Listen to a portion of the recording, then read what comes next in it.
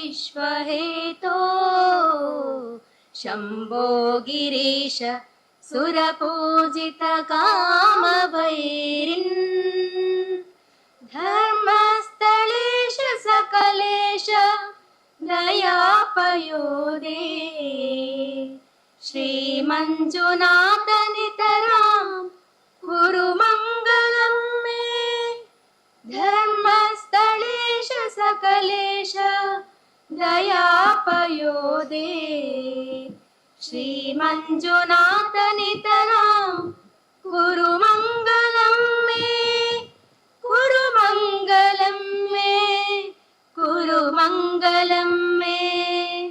ಓಂ ಶ್ರೀ ಮಂಜುನಾಥಾಯ ನಮಃ.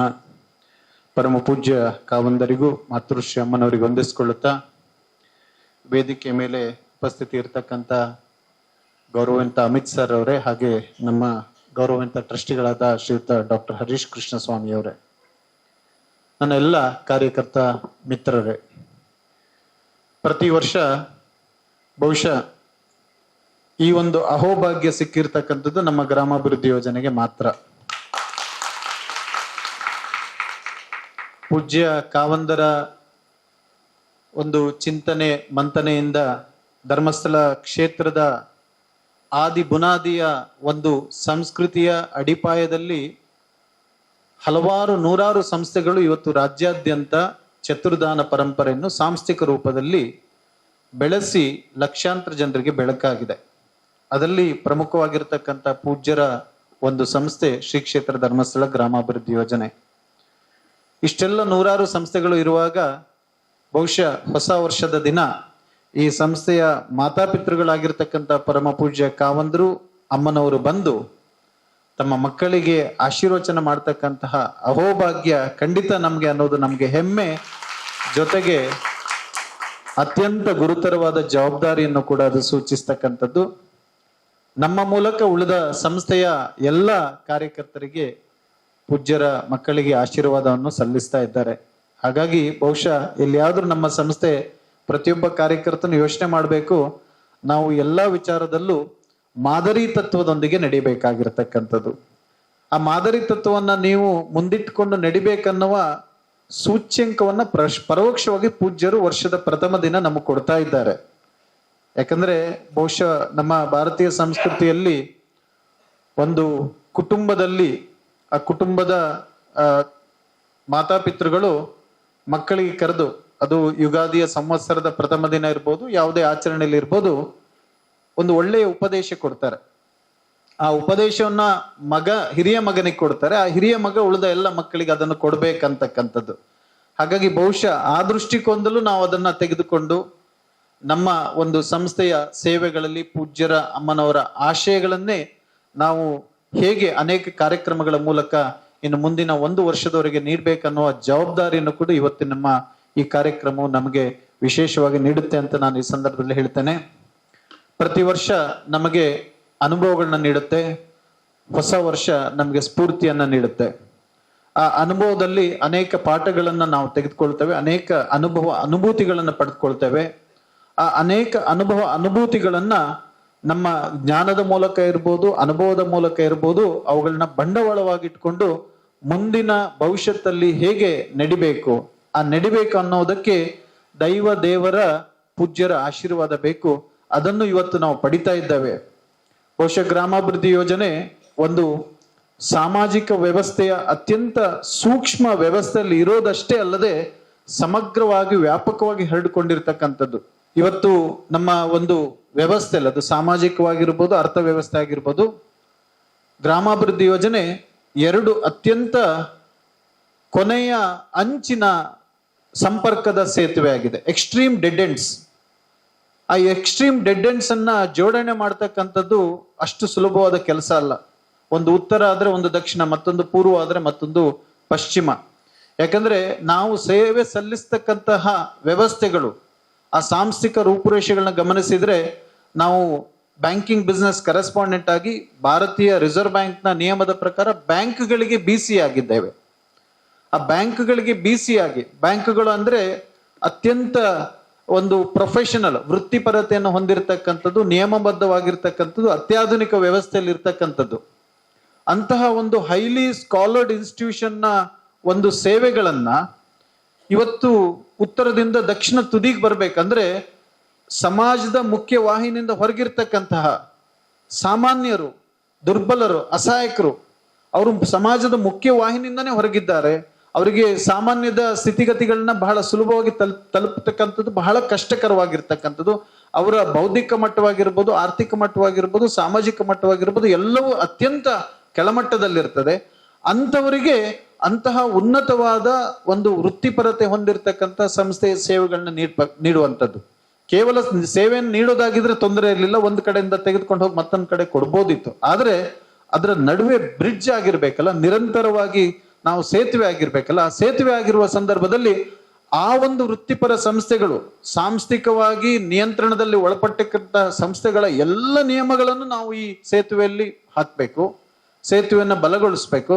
ಅದರ ಜೊತೆಗೆ ಬಹಳ ಒಂದು ದುರ್ಬಲವಾಗಿರ್ತಕ್ಕಂತಹ ಒಂದು ಮುಖ್ಯವಾಹಿನಿಯಿಂದ ಹೊರಗೆ ಇರ್ತಕ್ಕಂಥ ವ್ಯಕ್ತಿಗಳಲ್ಲಿ ಯಾವ ಒಂದು ವ್ಯವಸ್ಥೆಗಳು ಇರೋದಿಲ್ಲ. ವ್ಯವಸ್ಥೆಗಳು ಇಲ್ಲದೆ ಇರತಕ್ಕಂಥದ್ದನ್ನು ಕೂಡ ವ್ಯವಸ್ಥಿತವಾಗಿ ಇದರ ಜೊತೆಗೆ ಜೋಡಣೆ ಮಾಡ್ತಕ್ಕಂಥದ್ದು ಬಹಳ ದೊಡ್ಡ ಸವಾಲಾಗಿರ್ತಕ್ಕಂಥದ್ದು. ಕಳೆದ 4-5 ವರ್ಷಗಳಲ್ಲಿ ಆ ಸವಾಲಿನ ಪ್ರತಿಯೊಂದು ಮಜಲು ಆಯಾಮಗಳನ್ನ ನಾವು ಅದನ್ನ ಹೇಗೆ ನಿಭಾಯಿಸ್ತಿದ್ದೇವೆ ಅನ್ನೋದು ಪೂಜ್ಯರಿಗೆ ಗೊತ್ತಿದೆ, ನಮ್ಮ ಆಡಳಿತ ಮಂಡಳಿ ಗೊತ್ತಿದೆ. ಹಾಗಾಗಿ ಇಂತಹ ಒಂದು ಸಂಸ್ಥೆ ಇಲ್ಲ. ಎಲ್ಲ ಸಂಸ್ಥೆಗಳಿಗೆ ಅದು ಹೋಗುವ ಒಂದು ಹಾದಿಯಲ್ಲಿ ಒಂದು ಹೋಮೋಜಿನಿಯಸ್ ಎಲ್ಲ ಒಂದೇ ರೀತಿಯಲ್ಲಿ ಇರ್ತಕ್ಕಂಥದ್ದು. ಆದ್ರೆ ಇದು 2 ಎಕ್ಸ್ಟ್ರೀಮ್ ಡೆಡ್ ಎಂಡ್ ಅನ್ನ ಜೋಡಣೆ ಮಾಡ್ತಕ್ಕಂಥದ್ದು. ಇಂತಹ ಒಂದು ಕಠಿಣ ಸವಾಲಲ್ಲಿ ಸೂಕ್ಷ್ಮ ಪರಿಸ್ಥಿತಿಗಳನ್ನ ಸಮಗ್ರ ವ್ಯಾಪಕವಾಗಿ ನಡೆಸಬೇಕು. ಇವತ್ತು ಯಾವುದೋ ಒಂದು ಸಣ್ಣ ಸಂಖ್ಯೆಯಲ್ಲಿ ಸಣ್ಣ ವ್ಯವಸ್ಥೆಯಲ್ಲಿ ಮಾಡೋದಾದ್ರೆ ಅದು ಮಾಡ್ಬೋದಿತ್ತು. ಒಂದು ಕಡೆ ಅಗಾಧವಾದ ಒಂದು ಗಾತ್ರ ಪ್ರಮಾಣ, ಸುಮಾರು 53 ಲಕ್ಷ ಕುಟುಂಬಗಳು, ಸುಮಾರು 2 ಕೋಟಿ ಜನರನ್ನ ಒಂದು ವ್ಯವಸ್ಥಿತವಾಗಿ ಇಟ್ಕೊಳ್ತಕ್ಕಂಥದ್ದು. ಆ ವ್ಯವಸ್ಥೆ ಹೇಗಿರ್ಬೇಕಂದ್ರೆ ಒಂದು ಅತ್ಯಂತ ಶಿಸ್ತುಬದ್ಧವಾದ ವೃತ್ತಿಪರತೆಯ ವ್ಯವಸ್ಥೆಯೊಂದಿಗೆ ಜೋಡಣೆ ಮಾಡಿಕೊಳ್ತಕ್ಕಂಥದ್ದು. ಹಾಗಾಗಿ ಇವತ್ತು SKDRDP ಪೂಜ್ಯರು ಈ ವರ್ಷದ ನಮಗೆ ಘೋಷವಾಕ್ಯ ಕೊಟ್ಟಿರ್ತಕ್ಕಂಥದ್ದು, ನಮ್ಮ ಕಾಯಕದಲ್ಲಿ ವೃತ್ತಿಪರತೆ, ನಾವು ಮಾಡ್ತಕ್ಕಂಥ ಕೆಲಸ ಪ್ರತಿಯೊಂದು ಕೆಲಸದಲ್ಲಿ ಹೈಯೆಸ್ಟ್ ಪ್ರೊಫೆಷನಲಿಸಮ್, ಸೇವೆಯಲ್ಲಿ ಸಂವೇದನಶೀಲತೆ. ಸೇವೆ ಮಾಡ್ಬೇಕು, ಒಂದ್ ಕಡೆ ಬಡವರ ಸೇವೆ ಮಾಡ್ಬೇಕು. ಆ ಸೇವೆ ಮಾಡುವಾಗ ನಮ್ಮಲ್ಲಿ ಪ್ಯಾಷನ್ ಇರ್ಬೇಕು, ಸಂವೇದನಶೀಲತೆ ಇರ್ಬೇಕು, ಕೆಲಸ ಮಾಡುವಾಗ ಪ್ರೊಫೆಷನಲಿಸಮ್ ಇರ್ಬೇಕು. ಅದನ್ನ ಬಹಳ ಒಂದು ಆಪ್ಟಿಮಲ್ ಇಂಟಗ್ರೇಟೆಡ್ ಸಿಸ್ಟಮ್ ಆಗಿ ಇವತ್ತು SKDRDP ಇದೆ. ಹಾಗಾಗಿ ಈ ಒಂದು ಮುಂದಿನ 2026ನೇ ವರ್ಷದಲ್ಲಿ ಈ ಎರಡೂ ಕಡೆಯ dead end, extreme dead end ನ ವ್ಯವಸ್ಥೆಗಳನ್ನ ಇನ್ನಷ್ಟು ಮೌಲ್ಯಯುತವಾಗಿ, ಇನ್ನಷ್ಟು ಮೌಲ್ಯವರ್ಧನೆಯೊಂದಿಗೆ ನಾವು ಗಟ್ಟಿಗೊಳಿಸ್ತಾ ಈ ಒಂದು ಸೇತುವೆಯಿಂದ ಸುಮಾರು 2 ಕೋಟಿ ಜನರು ಫಲಾನುಭವಿಗಳಾಗಿದ್ದಾರೆ. ಪೂಜ್ಯರ ಅಮ್ಮನವರ ಆಶಯಗಳು ಆ ಒಂದು ದೊಡ್ಡ ಪ್ರಮಾಣದ ಫಲಾನುಭವಿಗಳಿಗೆ ಹೊಸದನ್ನ ಏನ್ ಮಾಡಬಹುದು, ಹೊಸ ರೀತಿಯಲ್ಲಿ ಯಾವುದನ್ನು ಮಾಡಬಹುದು, ಅದರ ಬಗ್ಗೆ ಅವರು ಸದಾ ಚಿಂತಿಸ್ತಾ ಇರ್ತಾರೆ. ಅವರ ಆ ಚಿಂತನ ಮಂಥನಗಳಿಗೆ ನಾವು ಒಂದು ಅಳಿಲು ಸೇವೆ ಮಾಡ್ತಕ್ಕಂತಹ ಒಂದು ಪಡೆಯಾಗ್ಬೇಕು, ವಾನರಸ್ ಪಡೆಯಾಗ್ಬೇಕು. ಹಾಗಾಗಿ ಪೂಜ್ಯರು ಅಮ್ಮನವರು ಯಾವುದೇ ಚಿಂತನ ಮಂಥನ ಮಾಡಿದ್ರು, ಯಾವುದೇ ಆಶೆಯನ್ನು ಹೊಂದಿದ್ರು, ಅದನ್ನ ಈಡೇರಿಸ್ತಕ್ಕಂಥದ್ದು ನಮ್ಗೆ ಸಿಕ್ಕಿರ್ತಕ್ಕಂಥ ಭಾಗ್ಯ ಅಂತ ಈ ಸಂದರ್ಭದಲ್ಲಿ ಕೇಳ್ಕೊಳ್ತಾ, ಪೂಜ್ಯರ ಇವತ್ತು ನಮ್ಗೆ ಕೊಡ್ತಕ್ಕಂಥ ಆಶೀರ್ವಚನ ನಮಗೆ ಮುಂದಿನ 1 ವರ್ಷದವರೆಗೆ ದಾರಿದೀಪವಾಗುತ್ತೆ. ಅಮ್ಮನವರು ಕೊಡ್ತಕ್ಕಂಥ ಆಶೀರ್ವಚನ ದಾರಿದೀಪವಾಗ್ತಕ್ಕಂಥ. ಇವತ್ತು ಕೇಂದ್ರ ಕಚೇರಿಗೆ ಯಾಕೆ ಪೂಜ್ಯರು ಬಂದು ಈ ಆಶೀರ್ವಚನ ಕೊಡ್ತಾರೆ ಅಂದ್ರೆ, ಇವತ್ತು ಕೇಂದ್ರ ಕಚೇರಿ 43,000 ಕಾರ್ಯಕರ್ತರಿಗೆ ಪ್ರೇರಣೆ ಆಗಿರ್ತಕ್ಕಂಥ ಸ್ಥಳ. ಇಲ್ಲಿ ಪ್ರತಿಯೊಂದು ವಿಭಾಗ ಒಂದೊಂದು ನಿಮಿಷದಲ್ಲಿ ಕೆಲಸ ಮಾಡ್ತಕ್ಕಂಥದ್ದು ಇಡೀ ನಮ್ಮ ಕಾರ್ಯಕ್ಷೇತ್ರದ ಎಲ್ಲಾ ವ್ಯಾಪ್ತಿಗಳಿಗೆ ಪರಿಣಾಮ ಬೀಳ್ತಕ್ಕಂಥದ್ದು. ಇವತ್ತು ಇಲ್ಲಿರ್ತಕ್ಕಂಥ ಒಬ್ಬ ಕಾರ್ಯಕರ್ತ ಮಾಡುವ ಕೆಲಸ 43,000 ಕಾರ್ಯಕರ್ತರ ಕೆಲಸದ ಮೇಲೆ ಒಂದು ಬಹಳ ಪರಿಣಾಮವಾದ ಒಂದು ಸ್ಥಿತಿಯನ್ನ ಅಥವಾ ಒಂದು ಹಂತವನ್ನು ಹೊಂದಿರತಕ್ಕಂಥದ್ದಾಗಿದೆ. ಹಾಗಾಗಿ ಈ ಪ್ರೇರಣೆ ಕೊಡುವ ಮೂಲ ಧಾತುಗಳಿಗೆ ಪೂಜ್ಯರು ಪ್ರೇರಣೆ ಕೊಟ್ರೆ, ಹೆಡ್ ಆಫೀಸಿಗೆ ಅದು ಪ್ರೇರಣೆ ಕೊಟ್ರೆ, ಅದು ತಳಮಟ್ಟದ ಕೊನೆಯ ಸೇವಾ ಪ್ರತಿನಿಧಿಯವರೆಗೂ ಅದು ತಲುಪಲಿಕ್ಕೆ ಸಾಧ್ಯ ಅನ್ನೋ ಒಂದು ಸೂಚ್ಯಂಕ ಕೂಡ ಇದರಲ್ಲಿ ಒಳಗೊಂಡಿರ್ತಕ್ಕಂಥದ್ದು. ಹಾಗಾಗಿ ನಮಗೆ ಆಶೀರ್ವಚನ ನೀಡಲಿಕ್ಕೆ, ನಮಗೆ ಗುರುತರವಾದ ಶಕ್ತಿಯನ್ನ ನೀಡಲಿಕ್ಕೆ, ಚೈತನ್ಯ ನೀಡಲಿಕ್ಕೆ, ಜೊತೆಗೆ ಜವಾಬ್ದಾರಿಯನ್ನ ನೆನಪಿಸ್ಲಿಕ್ಕೆ ಪೂಜ್ಯರು ಇವತ್ತು ಬಂದು ನಮ್ಮ ಕೇಂದ್ರ ಕಚೇರಿಗೆ ನಮ್ಮೆಲ್ಲರಿಗೂ ಇವತ್ತು ಆಶೀರ್ವಚನ, ಮಾರ್ಗದರ್ಶನ, ಶಕ್ತಿ, ಚೈತನ್ಯವನ್ನು ತುಂಬುತ್ತಾ ಇದ್ದಾರೆ. ಪೂಜ್ಯರಿಗೆ ಸಮಸ್ತ 43,000 ಕಾರ್ಯಕರ್ತರ ಪರವಾಗಿ ಅತ್ಯಂತ ಭಕ್ತಿಪೂರ್ವಕವಾದ ಸ್ವಾಗತವನ್ನ ಬಯಸ್ತಾ ಇದ್ದೇನೆ. ಇವತ್ತು ಶ್ರೀಯುತ ಅಮಿತ್ ಸರ್ ನಮಗೆ ಬಯಸದೆ ಬಂದ ಭಾಗ್ಯವಾಗಿರ್ತಕ್ಕಂಥದ್ದು. ಪೂಜ್ಯರ ಜೊತೆ ಪ್ರೊಫೆಸರ್ ಪ್ರಭಾಕರ್ ಸರ್ನ ನುಡಿ ನಮನವನ್ನ ಸಲ್ಲಿಸಿ ಬರುವಾಗ ನಾವು ಅವ್ರನ್ನ ಕೇಳ್ಕೊಂಡು ನಮ್ಮ ಈ ಒಂದು ಕಾರ್ಯಕ್ರಮಕ್ಕೆ ಆಗಮಿಸಿ ಅಂತ ಹೇಳಿ ಅವರು ಬಹಳ ಸಂತೋಷದಿಂದ ಒಪ್ಪಿಕೊಂಡಿದ್ದಾರೆ. ನಮ್ಮ ಕಾರ್ಯಕ್ರಮದಲ್ಲಿ ಬಹಳ ಅವರು ಆಸಕ್ತಿಯನ್ನ, ನಮಗೆ ಪ್ರೇರಣೆಯನ್ನ, ಸ್ಫೂರ್ತಿಯನ್ನ ನೀಡ್ತಕ್ಕಂಥವ್ರು. ಅವರನ್ನು ನಾನು ಅತ್ಯಂತ ಗೌರವಯುತವಾಗಿ ಸ್ವಾಗತಿಸ್ತೇನೆ.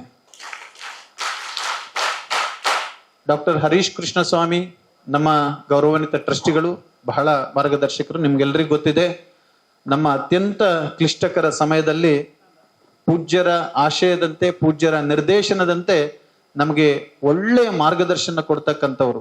ಎಲ್ಲಾ ಸಂದರ್ಭದಲ್ಲೂ ನಾವು ಅವರ ಮಾರ್ಗದರ್ಶನ ಪಡೆದುಕೊಳ್ತಕ್ಕಂಥದ್ದು ಬಹುಶಃ ಅಮ್ಮನವರ ಪೂಜ್ಯರು ನಮಗೆ ಕೊಟ್ಟಿರ್ತಕ್ಕಂಥ ಒಂದು ದೊಡ್ಡ ಶಕ್ತಿ. ಅವ್ರನ್ನು ಕೂಡ ಅತ್ಯಂತ ಹೃತ್ಪೂರ್ವಕವಾಗಿ ನಾನು ಸ್ವಾಗತಿಸ್ತೇನೆ. ಪ್ರೊಫೆಸರ್ ಪ್ರಭಾಕರ್ ಸರ್ನ ಆ ಒಂದು ಅವ್ರನ್ನ ಕಳೆದುಕೊಂಡ ಆ ದಿನ ನಮ್ಮ ಕೇಂದ್ರ ಕಚೇರಿಯಲ್ಲಿ ಒಂದು ಮೀಟಿಂಗ್ ಅನ್ನು ಆಯೋಜಿಸಿದ್ದೆವು. ಆ ದಿನ ಇಡೀ ರಾಜ್ಯ ಮಟ್ಟದ ಮೀಟಿಂಗ್ ಆಗಿತ್ತು. ಆ ಸಂದರ್ಭದಲ್ಲಿ ಇಡೀ ರಾಜ್ಯ ಮಟ್ಟದ ಕಾರ್ಯಕರ್ತರು ನಾವು ಮೌನಾಚರಣೆಯನ್ನ ಆಚರಿಸಿ ಆ ದಿನ ಶ್ರದ್ಧಾಂಜಲಿಯನ್ನ ಅರ್ಪಿಸಿದ್ದೆವು. ಇವತ್ತು ಅವರ ನುಡಿ ನಮನವಿತ್ತು. ಗ್ರಾಮಾಭಿವೃದ್ಧಿ ಯೋಜನೆಯಿಂದ ಶ್ರೀಯುತ ಪ್ರೊಫೆಸರ್ ಪ್ರಭಾಕರ್ ಸರ್ ಅವರಿಗೂ ಅತ್ಯಂತ ಗೌರವಯುತವಾದ ಒಂದು ನುಡಿ ನಮನವನ್ನು ಅರ್ಪಿಸಿ ಅವರ ಸೇವೆಯನ್ನ, ಧೀಮಂತ ಸೇವೆಯನ್ನ ನಾವು ನೆನಪಿಸಿಕೊಂಡು ಅವರ ಒಂದು ನಮಗೆ ಅವರು ಏನ್ ನಮಗೆ ದಾರಿದೀಪ ಹಾಕಿ ಕೊಟ್ಟಿದ್ದಾರೆ ಅದನ್ನು ಕೂಡ ನಾವು ಮುಂದಿನ ದಿನಗಳಲ್ಲಿ ನಾವು ಅಳವಡಿಸ್ಕೊಳ್ತೇವೆ. ಗ್ರಾಮಾಭಿವೃದ್ಧಿ ಯೋಜನೆಯ ಬಗ್ಗೆನೂ ಅವರು ಬಹಳಷ್ಟು ಆ ಒಂದು ಪ್ರೀತಿ ಮತ್ತೆ ಆಶಯವನ್ನು ಹೊಂದಿದ್ರು. ಅವರ ಒಂದು ಪ್ರೀತಿಯನ್ನು ಕೂಡ ನೆನಪಿಸಿಕೊಳ್ಳುತ್ತಾ ಅಮ್ಮನವರನ್ನು ಈ ಒಂದು ಉದ್ಘಾಟನಾ ಸಂದರ್ಭದಲ್ಲೇ ಗೌರವಯುತವಾಗಿ ಸ್ವಾಗತಿಸಿಕೊಳ್ಳುತ್ತಾ ನನ್ನ ಎಲ್ಲ ಕಾರ್ಯಕರ್ತ ಮಿತ್ರರು, ಪ್ರಾದೇಶಿಕ ನಿರ್ದೇಶಕರು, ಯೋಜನಾಧಿಕಾರಿಗಳು ಹಾಗೂ ಕೇಂದ್ರ ಕಚೇರಿ ಎಲ್ಲಾ ವಿಭಾಗದ ಸಮಸ್ತ ಕಾರ್ಯಕರ್ತರಿಗೂ ನಾನು ಸ್ವಾಗತವನ್ನು ಬಯಸ್ತಾ ಪೂಜ್ಯರ ಈ ಒಂದು ಕಾರ್ಯಕ್ರಮಕ್ಕೆ ಉದ್ಘಾಟನೆಯೊಂದಿಗೆ ಅಣಿ ಮಾಡಿ ಕೊಡ್ಬೇಕಂತ ಕೇಳ್ಕೊಳ್ತೇನೆ.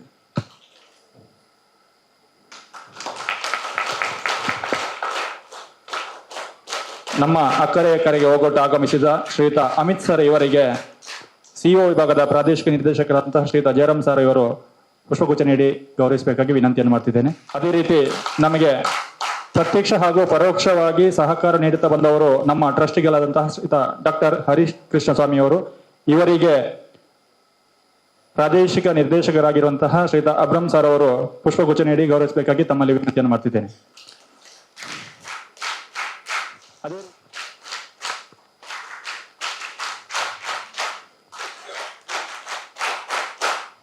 ಧನ್ಯವಾದಗಳು.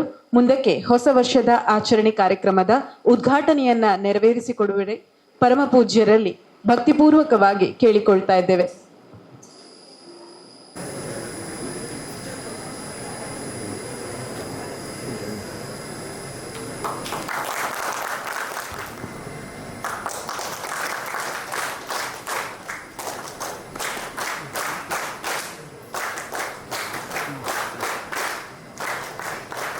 ಮುಂದಕ್ಕೆ ಯೋಜನೆಯ ಶುದ್ಧ ಜಲ ಅಭಿಯಾನದ ಕುರಿತು ಕರಪತ್ರ ಬಿಡುಗಡೆ ನಡೆಸಿಕೊಡುವರೆ ಪೂಜ್ಯರಲ್ಲಿ ಹಾಗೂ ವೇದಿಕೆಯಲ್ಲಿರುವ ಗಣ್ಯರಲ್ಲಿ ವಿನಮ್ರವಾಗಿ ವಿನಂತಿಸಿಕೊಳ್ತಾ ಇದ್ದೇವೆ.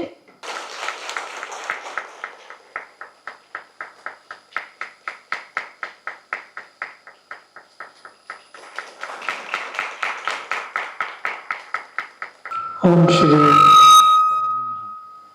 ನಮ್ಮ ಕಾರ್ಯಕ್ರಮಗಳ ಮುಖ್ಯ ಕಾರ್ಯನಿರ್ವಾಹಕ ನಿರ್ದೇಶಕರಾದಂಥ ಶ್ರೀ ಅನಿಲ್ ಗೌರೆ, ನಮ್ಮ ಟ್ರಸ್ಟಿಯಾದಂಥ ಶ್ರೀ ಹರೀಶ್ ಅವರೇ, ಅಮಿತ್ ನಮ್ಮ ಅಳಿಯ, ಅದೇ ರೀತಿಯಲ್ಲಿ ಈ ಎಲ್ಲ ಕಾರ್ಯಕ್ರಮಗಳನ್ನು ಗಮನಿಸ್ತಾ ಇರುವಂಥ ಅಮಿತ್ ಮತ್ತು ನಮ್ಮ ಎಲ್ಲ ಕಾರ್ಯಕರ್ತರೇ, ಮುಖ್ಯವಾಗಿ ಇವತ್ತು ಹೊಸ ವರ್ಷದ ಶುಭಾಶಯಗಳನ್ನ ಕೊಡಬೇಕೆಂದು ಇಲ್ಲಿ ನಮ್ಮಲ್ಲಿ ಕರೆದಿದ್ದಾರೆ. ಪ್ರತಿ ವರ್ಷ ಕೂಡ ಹೊಸ ವರ್ಷ ಹೊಸ ಬರ್ತಾ ಇರ್ತದೆ, ಹಳೆಯದು ಹೋಗ್ತಾ ಇರುತ್ತೆ, ಹೊಸ್ತು ಬರ್ತಾ ಇರುತ್ತೆ. ಹಳೆಯ ವರ್ಷಕ್ಕೆ ನಿನ್ನೆ 30ನೇ ತಾರೀಕು ಭಾಳ ಸಂಭ್ರಮದಿಂದ ಆಚರಿಸಿದೆ. ಪಟಾಕಿ ಆದರೆ ಸುಮಾರು ನೀವೆಲ್ಲ ದೂರ ಇರೋದ್ರ ಪುಣ್ಯಾತ್ಮರು. ನಾವಿಲ್ಲಿ ಧರ್ಮಸ್ಥಳದಿದ್ದವರಿಗೆ ರಾತ್ರಿ ನಿದ್ದೆ ಇಲ್ಲ. 12 ಗಂಟೆಯಿಂದ 1 ಗಂಟೆವರೆಗೆ ತುಂಬ ಪಟಾಕಿ ಹಾರಿಸಿ ಕಳೆದ ವರ್ಷಕ್ಕೆ ಧನ್ಯವಾದ ಹೇಳಿದರು. ಇದೆಲ್ಲ ಆಂಗ್ಲರ ಕ್ರಮ, ಬ್ರಿಟಿಷ್ ಕ್ರಮ ಏನಂದರೆ ಕಳೆದ ಹೋದ ಈ ವರ್ಷಕ್ಕೆ ಧನ್ಯವಾದ ಹೇಳೋದು, ವರ್ಷ ಸ್ವಾಗತಿಸೋದು. ನಮ್ಮಲ್ಲಿ ಅನೇಕ ಯುಗಾದಿ, ದೀಪಾವಳಿ ಇದೆಲ್ಲ ಹೊಸ ಹೊಸ ವರ್ಷಗಳಿರ್ತಾರೆ. ಈ ಹೊಸ ವರ್ಷಕ್ಕೆಲ್ಲ ನಾವು ಸ್ವಾಗತ ಮಾಡ್ತೇವೆ. ಮತ್ತು ಹಳೆಯ ವರ್ಷಕ್ಕೆ ಧನ್ಯವಾದ ಹೇಳಿದೆ. ಕಳೆದ ವರ್ಷ ಯುದ್ಧದಲ್ಲಿ ಚೆನ್ನಾಗಿತ್ತಪ್ಪ ಅಂತ ಸಮಸ್ಯೆಗಳಿದ್ದವು, ಆದರೆ ಅದಕ್ಕಿಂತ ಹೆಚ್ಚಿನ ಸಮಸ್ಯೆಗಳು ಬರ್ಬೋದಿತ್ತು. ಆದರೆ ಇಷ್ಟಕ್ಕೆ ದೇವರು ನಿಲ್ಲಿಸಿದಲ್ಲ ಅಂತ ಹೇಳಿ ನಾವು ಹಳೆಯ ವರ್ಷಕ್ಕೆ ಧನ್ಯವಾದವನ್ನು ಹೇಳ್ತೇವೆ. ಹೊಸ ವರ್ಷವನ್ನು ನಿರೀಕ್ಷೆ ಮಾಡ್ತೇವೆ. ಈ ವರ್ಷ ಯಾವ ಸಮಸ್ಯೆ ಇರಬಾರ್ದು, ಒಳ್ಳೆಯದಾಗಿ ನಡೆಯಬೇಕು ಅಂತ. ಹೀಗಾಗಿ ಎರಡೂ ರೀತಿಯಲ್ಲಿ ಹಳೆಯ ವರ್ಷಕ್ಕೆ ಧನ್ಯವಾದ ಹೇಳುವಂಥದ್ದು, ಹೊಸ ವರ್ಷ ಸ್ವಾಗತಿಸುವಂಥ ಇದು ನಮ್ಮ ಕ್ರಮ. ಇದು ಬಹಳ ಒಳ್ಳೆಯ ಕ್ರಮ ನಮ್ಮಲ್ಲಿ. ಈಗ ಮುಖ್ಯವಾಗಿ ಕಳೆದ ವರ್ಷ ನಮಗೆ ಅನೇಕ ಸವಾಲುಗಳಿತ್ತು, ಸಮಸ್ಯೆಗಳಿತ್ತು ಮತ್ತು ಅನೇಕ ಸವಾಲುಗಳು ಕೂಡ ಇತ್ತು. ಈ ಸವಾಲುಗಳನ್ನೆಲ್ಲ ನಮ್ಮ ಅನಿಲ್ರವರು ಮತ್ತು ನೀವೆಲ್ಲರೂ ಕೂಡ ಎದುರಿಸಿದ್ದೀರಿ. ನಮ್ಮ ಕಾರ್ಯಕರ್ತರು ಹಳ್ಳಿಯಲ್ಲಿ ಕೂತು ಎದುರಿಸಿದ್ದಾರೆ ಮತ್ತು ಅವರೆಲ್ಲರೂ ಕೂಡ ವಿಶೇಷವಾಗಿ ಧೈರ್ಯದಿಂದ ಕೆಲಸ ಮಾಡಿದ್ದಾರೆ. ನಾನು ಯಾವಾಗಲೂ ಹೇಳಲಿಕ್ಕಿದೆ, ಕಾರ್ಯಕರ್ತರ ಒಂದು ಗುಂಪು ಒಮ್ಮೆ ಬಂದಿದ್ದು, ಸೇವಾ ಪ್ರತಿನಿಧಿಗಳು. ಅವರಿಗೆ ಮಾತಾಡುವ ನಾನು ಹೇಳಿದ್ದೆ, ನಿಮ್ಮ ಸಮಸ್ಯೆಗಳೇನು ಹೇಳಿ ಅಂತ. ಯಾರು ಮಾತಾಡಲಿಲ್ಲ. ನಿಮ್ಮ ಸಮಸ್ಯೆಗಳನ್ನು ಹೇಳಿದ 2ನೇ ಸಲ, 3ನೇ ಸಲ ಕೇಳಿ. ಒಬ್ಬರು ಅದಕ್ಕೆ ಮತ್ತೆ ಒಬ್ಬಳು ಹೇಳಿದ್ಲು, ಸ್ವಾಮಿ ಸಮಸ್ಯೆಗಳಿಗೆ ನಾವು ಉತ್ತರ ಕೊಡಬೇಕು, ನಮ್ಮಲ್ಲಿ ನೀವು ಏನು ಸಮಸ್ಯೆ, ನಾವು ಇರುವುದೇ ಅದಕ್ಕಾಗಿ, ನಮ್ಮನ್ನು ನೀವು ಕೆಲಸಕ್ಕೆ ಇಟ್ಟಿರುವುದೇ ಸಮಸ್ಯೆಗಳು ಎದುರಿಸೋದಕ್ಕಾಗಿ. ಆಗ ಅದು ಬಿಟ್ಟು ನೀವು ನಮ್ಮ ಹತ್ರ ನಾವೇನು ಹೇಳೋದು ಅಂತ ಹೇಳ್ತೇವೆ. ಈ ಆತ್ಮವಿಶ್ವಾಸಕ್ಕೆ ನಾನು ಯಾವಾಗಲೂ ತಗ್ಗಿಸ್ತೇನೆ. ಹ್ಯಾಟ್ಸ್ ಆಫ್ ಅಂತ ಹೇಳ್ತೇನೆ. ಯಾಕಂದರೆ ಆತ್ಮವಿಶ್ವಾಸ, ಕಾನ್ಫಿಡೆನ್ಸ್, ಸೆಲ್ಫ್ ಕಾನ್ಫಿಡೆನ್ಸ್ ನಮ್ಮಲ್ಲಿ ತುಂಬ ಆತ್ಮವಿಶ್ವಾಸ ಇರಬೇಕು. ನಾವು ಸಮಸ್ಯೆಗಳನ್ನು ಎದುರಿಸೋದು ನಮಗೆ ವಿಷಯವೇ ಅಲ್ಲ ಅಂತ. ಸಮಸ್ಯೆಗಳನ್ನ ಎದುರಿಸೋದು ನಾವೆಲ್ಲ ಒಗ್ಗಟ್ಟಾಗಿದ್ದರೆ ನಾವೆಲ್ಲ ಸಮಸ್ಯೆಗಳನ್ನು ಎದುರಿಸಬಹುದು ಮತ್ತು ಸಮಸ್ಯೆಗಳನ್ನು ದಾಟಿ ಮುಂದೆ ಹೋಗ್ಬೋದು. ಹಾಗಾಗಿ ಈ ರೀತಿ ಸಮಸ್ಯೆಗಳನ್ನು ಎದುರಿಸುವಂಥದ್ದು ನಮಗೆ ಅಭ್ಯಾಸ ಆಗಿದೆ. ಪ್ರತಿ ವರ್ಷ ಅನೇಕ ಸಮಸ್ಯೆಗಳು ನಮಗೆ ಇರ್ತವೆ. ಸಮಸ್ಯೆಗಳು ಇಲ್ಲದ ದಿವಸನೇ ಇಲ್ಲ.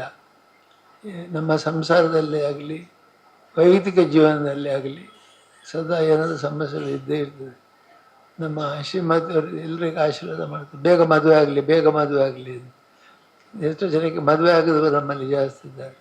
ಅವರು ಆಶೀರ್ವಾದ ಮಾಡ್ತಾರೆ, ಹೇಮಾವತಿಯವರು, ಬೇಗ ಮದುವೆ ಆಗಲಿ. ಅವರಲ್ಲಿ ಅಮ್ಮ ಬೇಗ ಮದುವೆ ಆಗಲಿ ಅಂದರೆ ಮದುವೆ ಒಂದು ಭಾಳ ಸಂತೋಷ ಸಮಾರಂಭ ಮತ್ತು ಒಂದು ಹಂತ. ಆ ಹಂತವನ್ನು ತಲುಪಬೇಕಾದರೆ ಮದುವೆ ಆಗಲಿ. ಎಲ್ಲರಿಗೂ ಮದುವೆ ಆಗಿದ್ದವರಿಗೆ ಅವರ ಆಶೀರ್ವಾದ ಮಾಡ್ತಾರೆ, ಬೇಗ ಮದುವೆ ಆಗಲಿ ನಿಮಗೆ. ನಾವು ಕೂಡ ಅದನ್ನು ಹೇಳೋದು ಅಂದರೆ ನಮ್ಮ ಜೀವನದಲ್ಲಿ ಅನೇಕ ಸವಾಲುಗಳು, ಸಮಸ್ಯೆಗಳು ಇರ್ತದೆ. ಎದುರಿಸುವಂಥ ಛಲ ನಮ್ಮಲ್ಲಿದ್ದರೆ ಸಮಸ್ಯೆಗಳೆಲ್ಲ ಸ್ವಾಭಾವಿಕ ಭಾರ. ಹಾಗಾಗಿ ನಾವು ಈ ಹೊಸ ವರ್ಷವನ್ನು ಸ್ವಾಗತಿಸುವಂಥದ್ದು ಭಾಳ ವಿಜೃಂಭಣೆಯಿಂದ ಸ್ವಾಗತಿಸ್ತೇವೆ. ಯಾಕೆಂದರೆ ಹೊಸ ವರ್ಷ, ಹೊಸ ಸವಾಲುಗಳು ಬರ್ತವೆ, ಇನ್ನು ಬರಲಿಕ್ಕಿದೆ. ಬಂದಾಗ ಅದನ್ನು ಎದುರಿಸೋಣ. ಹಾಗಾಗಿ ನಮ್ಮ ಎಲ್ಲ ಕಾರ್ಯಕರ್ತರ ಹೇಳೋದಿಷ್ಟೇ, ಕಳೆದ ವರ್ಷ ಅನೇಕ ಸವಾಲುಗಳನ್ನು ಹೊಂದಿತ್ತು. ಆದರೆ ಈ ವರ್ಷ ನಾವು ಆ ಸವಾಲುಗಳನ್ನೆಲ್ಲ ಮೀರಿ ನಿಲ್ಲಬೇಕು. ಧೈರ್ಯದಿಂದ ನಾವು ಕಾರ್ಯಕರ್ತರೆಲ್ಲ ಒಗ್ಗಟ್ಟಾಗಿದ್ದರೆ ಗ್ರಾಮೀಣ ಪ್ರದೇಶ. ಈಗ ನಾನಿಲ್ಲಿ ಭಾಳ ಜನ ನಮ್ಮ ಅಲ್ಲಿ ಚಾವಡಿಗೆ ಭಾಳ ಜನ ಬರ್ತಾರೆ, ಸೇವಾ ಪ್ರತಿನಿಧಿಗಳು ಬರ್ತಾರೆ. ಬಂದಾಗ ಅವ್ರಿಗೆ ಏನು ನಿಮ್ಮಲ್ಲಿ ಹೇಗಿದೆ ಅಲ್ಲ, ಏನು ತೊಂದರೆ ಚೆನ್ನಾಗಿದೆ, ಯಾರು ಕೂಡ ಸಮಸ್ಯೆ ಅಂತ ಹೇಳೋದು ಅದೆಲ್ಲ ಸಣ್ಣ ಪುಟ್ಟ ಇರ್ತವೆ, ಅದೆಲ್ಲ ದಾಟಿ ನಾವು ಮುಂದೆ ಬಂದೇವೆ. ಹಾಗಾಗಿ ಎಲ್ಲರೂ ಕೂಡ ಆತ್ಮವಿಶ್ವಾಸದಿಂದ ಒಗ್ಗಟ್ಟಾಗಿ ಕೆಲಸ ಮಾಡಿದರೆ ಎಲ್ಲ ಸಮಸ್ಯೆಗಳು ಕೂಡ ಸಣ್ಣದಾಗುತ್ತೆ. ಸಮಸ್ಯೆಗಳು ಕಿರಿದಾಗಿರಬೇಕು, ನಮ್ಮ ಆತ್ಮಶಕ್ತಿ ವಿಶಾಲವಾಗಿರಬೇಕು. ಹಾಗಿದ್ದರೆ ಮಾತ್ರ ನಾವು ಧೈರ್ಯದಿಂದ ಎದುರಿಸೋದು. ಒಳ್ಳೆಯ ನೇತಾರರು ಅನಿಲ್ ಸಿಕ್ಕಿದ್ದಾರೆ. ಅವರು ಈಗ ತುಂಬ ಧೈರ್ಯದಿಂದ ಸಮಸ್ಯೆಗಳನ್ನು ಪರಿಹರಿಸ್ತಾ ಬಂದ. ಈಗ ಮಾಡಿದ ನಮ್ಮ ಅತ್ಯಾಧುನಿಕ ವಿವರಗಳು ಅನೇಕ ವಿಷಯಗಳಲ್ಲಿ, ಉದಾಹರಣೆಗೆ ನಮಗೆ ಫೀಡ್ಬ್ಯಾಕ್ ಸಿಸ್ಟಮ್, ಗ್ರಾಮೀಣ ಪ್ರದೇಶದಲ್ಲಿ ಏನಕ್ಕೆ ಕೆಲಸ ಮಾಡ್ತಾಯಿದ್ದಾರೆ, ಯಾರು ಕೆಲಸ ಮಾಡ್ತಾರೆ, ಹೇಗೆ ಕೆಲಸ ಮಾಡ್ತಾರೆ ಅನ್ನೋದನ್ನು ಮಾಹಿತಿ ಪಡ್ಕೊಳ್ಳುವ, ಇನ್ಫಾರ್ಮೇಷನ್ ತಗೊಳ್ಳುವುದು ಭಾಳ ಒಳ್ಳೆಯ ಪದ್ಧತಿಯನ್ನು ಬೆಳೆಸಿ ಎಲ್ಲರಲ್ಲಿ ಆತ್ಮವಿಶ್ವಾಸವನ್ನು ಹೆಚ್ಚಿಸಿದೆ. ಹಾಗಾಗಿ ಅನ್ಯಾಯಗಳಿಗೆ ಅಭಿನಂದನೆಗಳು. ಮತ್ತು ಎಲ್ರಿಗೂ ಏನಂತಂದರೆ ಸಾಲವನ್ನು ಕೊಂಬಾಗ ಹಾಲೋಗರುಂಡಂತೆ 1000 ಜನ ಬಂದು ಕೆಳಕ್ಕೆ ಬಟ್ಟೆ ಕೀಲು ಮುರಿದಂತೆ ಸರ್ವಜ್ಞ ನನ್ನ ಮಾತೆ. ಸಾಲ ತಗೊಳ್ಳುವಾಗ ಭಾಳ ಖುಷಿ ಆಗುತ್ತೆ. ಅವಾಗ ಹೋಗಿ ಪಾಯಸ ಮಾಡಿದತ್ತೆ ಮನೆಯಲ್ಲಿ. ಇವತ್ತು ದುಡ್ಡು ಬಂದು ನನಗೆ ತುಂಬ. ಹಾಲಿಗೆ ಬಂದು ಕೇಳುವಾಗ ಅವನು ಬಂದು ಸಾಲ ವಸೂಲಿ ಆಗಬಾರ್ದು, ಕಿಬ್ಬಟ್ಟೆ ಕೀಲು ಮುರಿದಂತೆ ಆಗುತ್ತೆ. ಈ ನಮ್ಮ ಕಾರ್ಯಕರ್ತ ಇದೇ ಸಮಸ್ಯೆ. ಅದಕ್ಕೆ ಸಾಕಷ್ಟು ವ್ಯವಸ್ಥೆ ಮಂಜುನಾಥರು ಇರುವಾಗ ಅವರು ಇನ್ಶೂರೆನ್ಸ್ ಮಾಡಿ ಸಾಲ ಪಡ್ಕೊಂಡವನು ಸತ್ತರೆ ಆ ಹಣವನ್ನು ಇನ್ಶೂರೆನ್ಸ್ ಕಂಪನಿಗಳು ಕೊಡುವ ಹಾಗೆಲ್ಲ ಅದನ್ನೇ ಮುಂದುವರಿಸಿ ಅನೇಕ ಹೊಸ ಹೊಸ ರೀತಿಯ ಸಮಸ್ಯೆಗಳ ಪರಿಹಾರವನ್ನು ಕೊಡುತ್ತಿದ್ದಾರೆ. ಹಾಗೆ ಎಲ್ಲ ಸಮಸ್ಯೆಗಳ ಪರಿಹಾರ ನಮಗೆ ಸಿಗುತ್ತೆ. ಪರಿಹಾರ ಇಲ್ಲದಿರೋ ಸಮಸ್ಯೆ ಇಲ್ಲ. ಆತ್ಮವಿಶ್ವಾಸ ಹೊಂದಿದರೆ ಎಲ್ಲ ಸಮಸ್ಯೆಗಳನ್ನು ಪರಿಹಾರ ಮಾಡಿರುತ್ತೆ ಹೇಳ್ತಾ ನಮ್ಮ ಹೊಸ ವರ್ಷಕ್ಕೆ ನಿಮಗೆಲ್ಲರಿಗೂ ಒಳ್ಳೆಯದಾಗಲಿ. ಹೊಸ ವರ್ಷಕ್ಕೆ ಮೊನ್ನೆ ಡೆಲ್ಲಿಯಲ್ಲಿ ನಾನು ಒಂದು ಅವಾರ್ಡ್ ಬಂದಿದೆ. ಸಾಲವನ್ನು ಕೊಟ್ಟವರಿಗೆ ಅಭಿನಂದನೆ ಕೊಟ್ಟಿದೆ. ಇದು ಎಲ್ಲಿಲ್ಲ, ಸಾಲ ಕೊಟ್ಟವರಿಗೆ ಅಭಿನಂದನೆ. ಆದರೆ ಇಷ್ಟು ಕೋಟಿ ರೂಪಾಯಿ ಸಾಲ ಕೊಟ್ಟರೆ ಮತ್ತು ಸಾಲದ ಉದ್ದೇಶ ಯಾವ ಉದ್ದೇಶಕ್ಕಾಗಿ ಅವರು ಹಣ ಪಡ್ತಾರೆ ಅದಕ್ಕೆ ಉಪಯೋಗ ಆಗುವ ಹಾಗೆ ನೋಡಿಕೊಂಡಿದೆ ಅನ್ನೋ ಕಾರಣಕ್ಕಾಗಿ ನಮಗೆ ಈ ಅವಾರ್ಡ್ ಬಂದಿದೆ. ಎಲ್ಲ ಕಾರ್ಯಕರ್ತರನ್ನು ಕೂಡ ಅಭಿನಂದಿಸಿ ನಿಮ್ಮ ಎಲ್ಲ ಇನ್ನು ಈ ವರ್ಷದ ಕಾರ್ಯಕ್ರಮ ಎಲ್ಲ ಯಶಸ್ವಿಯಾಗಲಿ ಅಂತ ಶ್ರೀ ಮಂಜುನಾಥ ಸ್ವಾಮಿ ಪ್ರಾರ್ಥನೆ ಮಾಡಿದೆ. ಓಂ ಶ್ರೀ ಮಂಜುನಾಥ ನಮಃ. ಪೂಜ್ಯರಿಗೂ ಹಾಗೂ ಎಲ್ಲ ಗೌರವಾನ್ವಿತರಿಗೂ ಹಾಗೂ ನಿಮ್ಮೆಲ್ಲರಿಗೂ ವಂದಿಸಿಕೊಳ್ಳುತ್ತಾ, ಈಗ ತಾನೇ ನಾವು 2026ನೇ ಒಂದು ವರ್ಷಕ್ಕೆ ಬಹಳ ಸಂಭ್ರಮದಿಂದ ಅದನ್ನು ಬರಮಾಡಿಕೊಳ್ಳಲಿಕ್ಕೆ ಪೂಜ್ಯರ ಆಶೀರ್ವಾದ ನಮಗೆ ದೊರಕಿದೆ. ಬಹಳ ಒಬ್ಬ ಜ್ಞಾನಿ ಹೀಗೆ ಹೇಳ್ತಾರೆ, ಏನು ಹೇಳಿದ್ರೆ, forget the past makes you cry and focus on the present that makes you smile. ಈಗ ಪೂಜ್ಯರು ನಮಗೆ ಹೇಳಿದರು, ನೀವು ಹಿಂದಿನದೆಲ್ಲ ಮರೆತು ಬಿಡಿ, ಹೊಸ ವಿಚಾರಗಳು ಏನು ಬರ್ತವೆ ಅದಕ್ಕೆ you welcome with a smile ಅಂತ ಹೇಳಿ. ಫಾರ್ಗೆಟ್ ದ ಪೇನ್, ಆ ನೋವನ್ನೆಲ್ಲ ಮರೆತು ಬಿಡಿ, but don't forget the lessons learned by it ಅಂತ ಹೇಳಿ ಹೇಳ್ತಾರೆ. ಅಂತ ಹೇಳಿದ್ರೆ ನಮಗೆ ಏನು ನೋವಾಗಿದೆ ಅದನ್ನು ಮರೆತು ಬಿಡುವ, ಆದರೆ ಆ ನೋವಾಗ್ಲಿಕ್ಕೆ ಏನು ಕಾರಣ ಆಗಿದೆ ಅದನ್ನು ಮರೆಯುವುದು ಬೇಡ. ಅದನ್ನ ನೆನಪಿಟ್ಟುಕೊಂಡು ಮುಂದಿನ ವರ್ಷ ಅದನ್ನು ಬಹಳ ಚೆನ್ನಾಗಿ ನಾವು ಮಾಡಿಕೊಂಡು ಹೋಗ ಅಂತ ಹೇಳಿ ಹೇಳುವಂತಹದ್ದು. ಬಟ್ ಲಾಸ್ಟ್ ಕೊನೆಗೆ ಹೇಳ್ತಾನೆ, forget those we have hurt last year.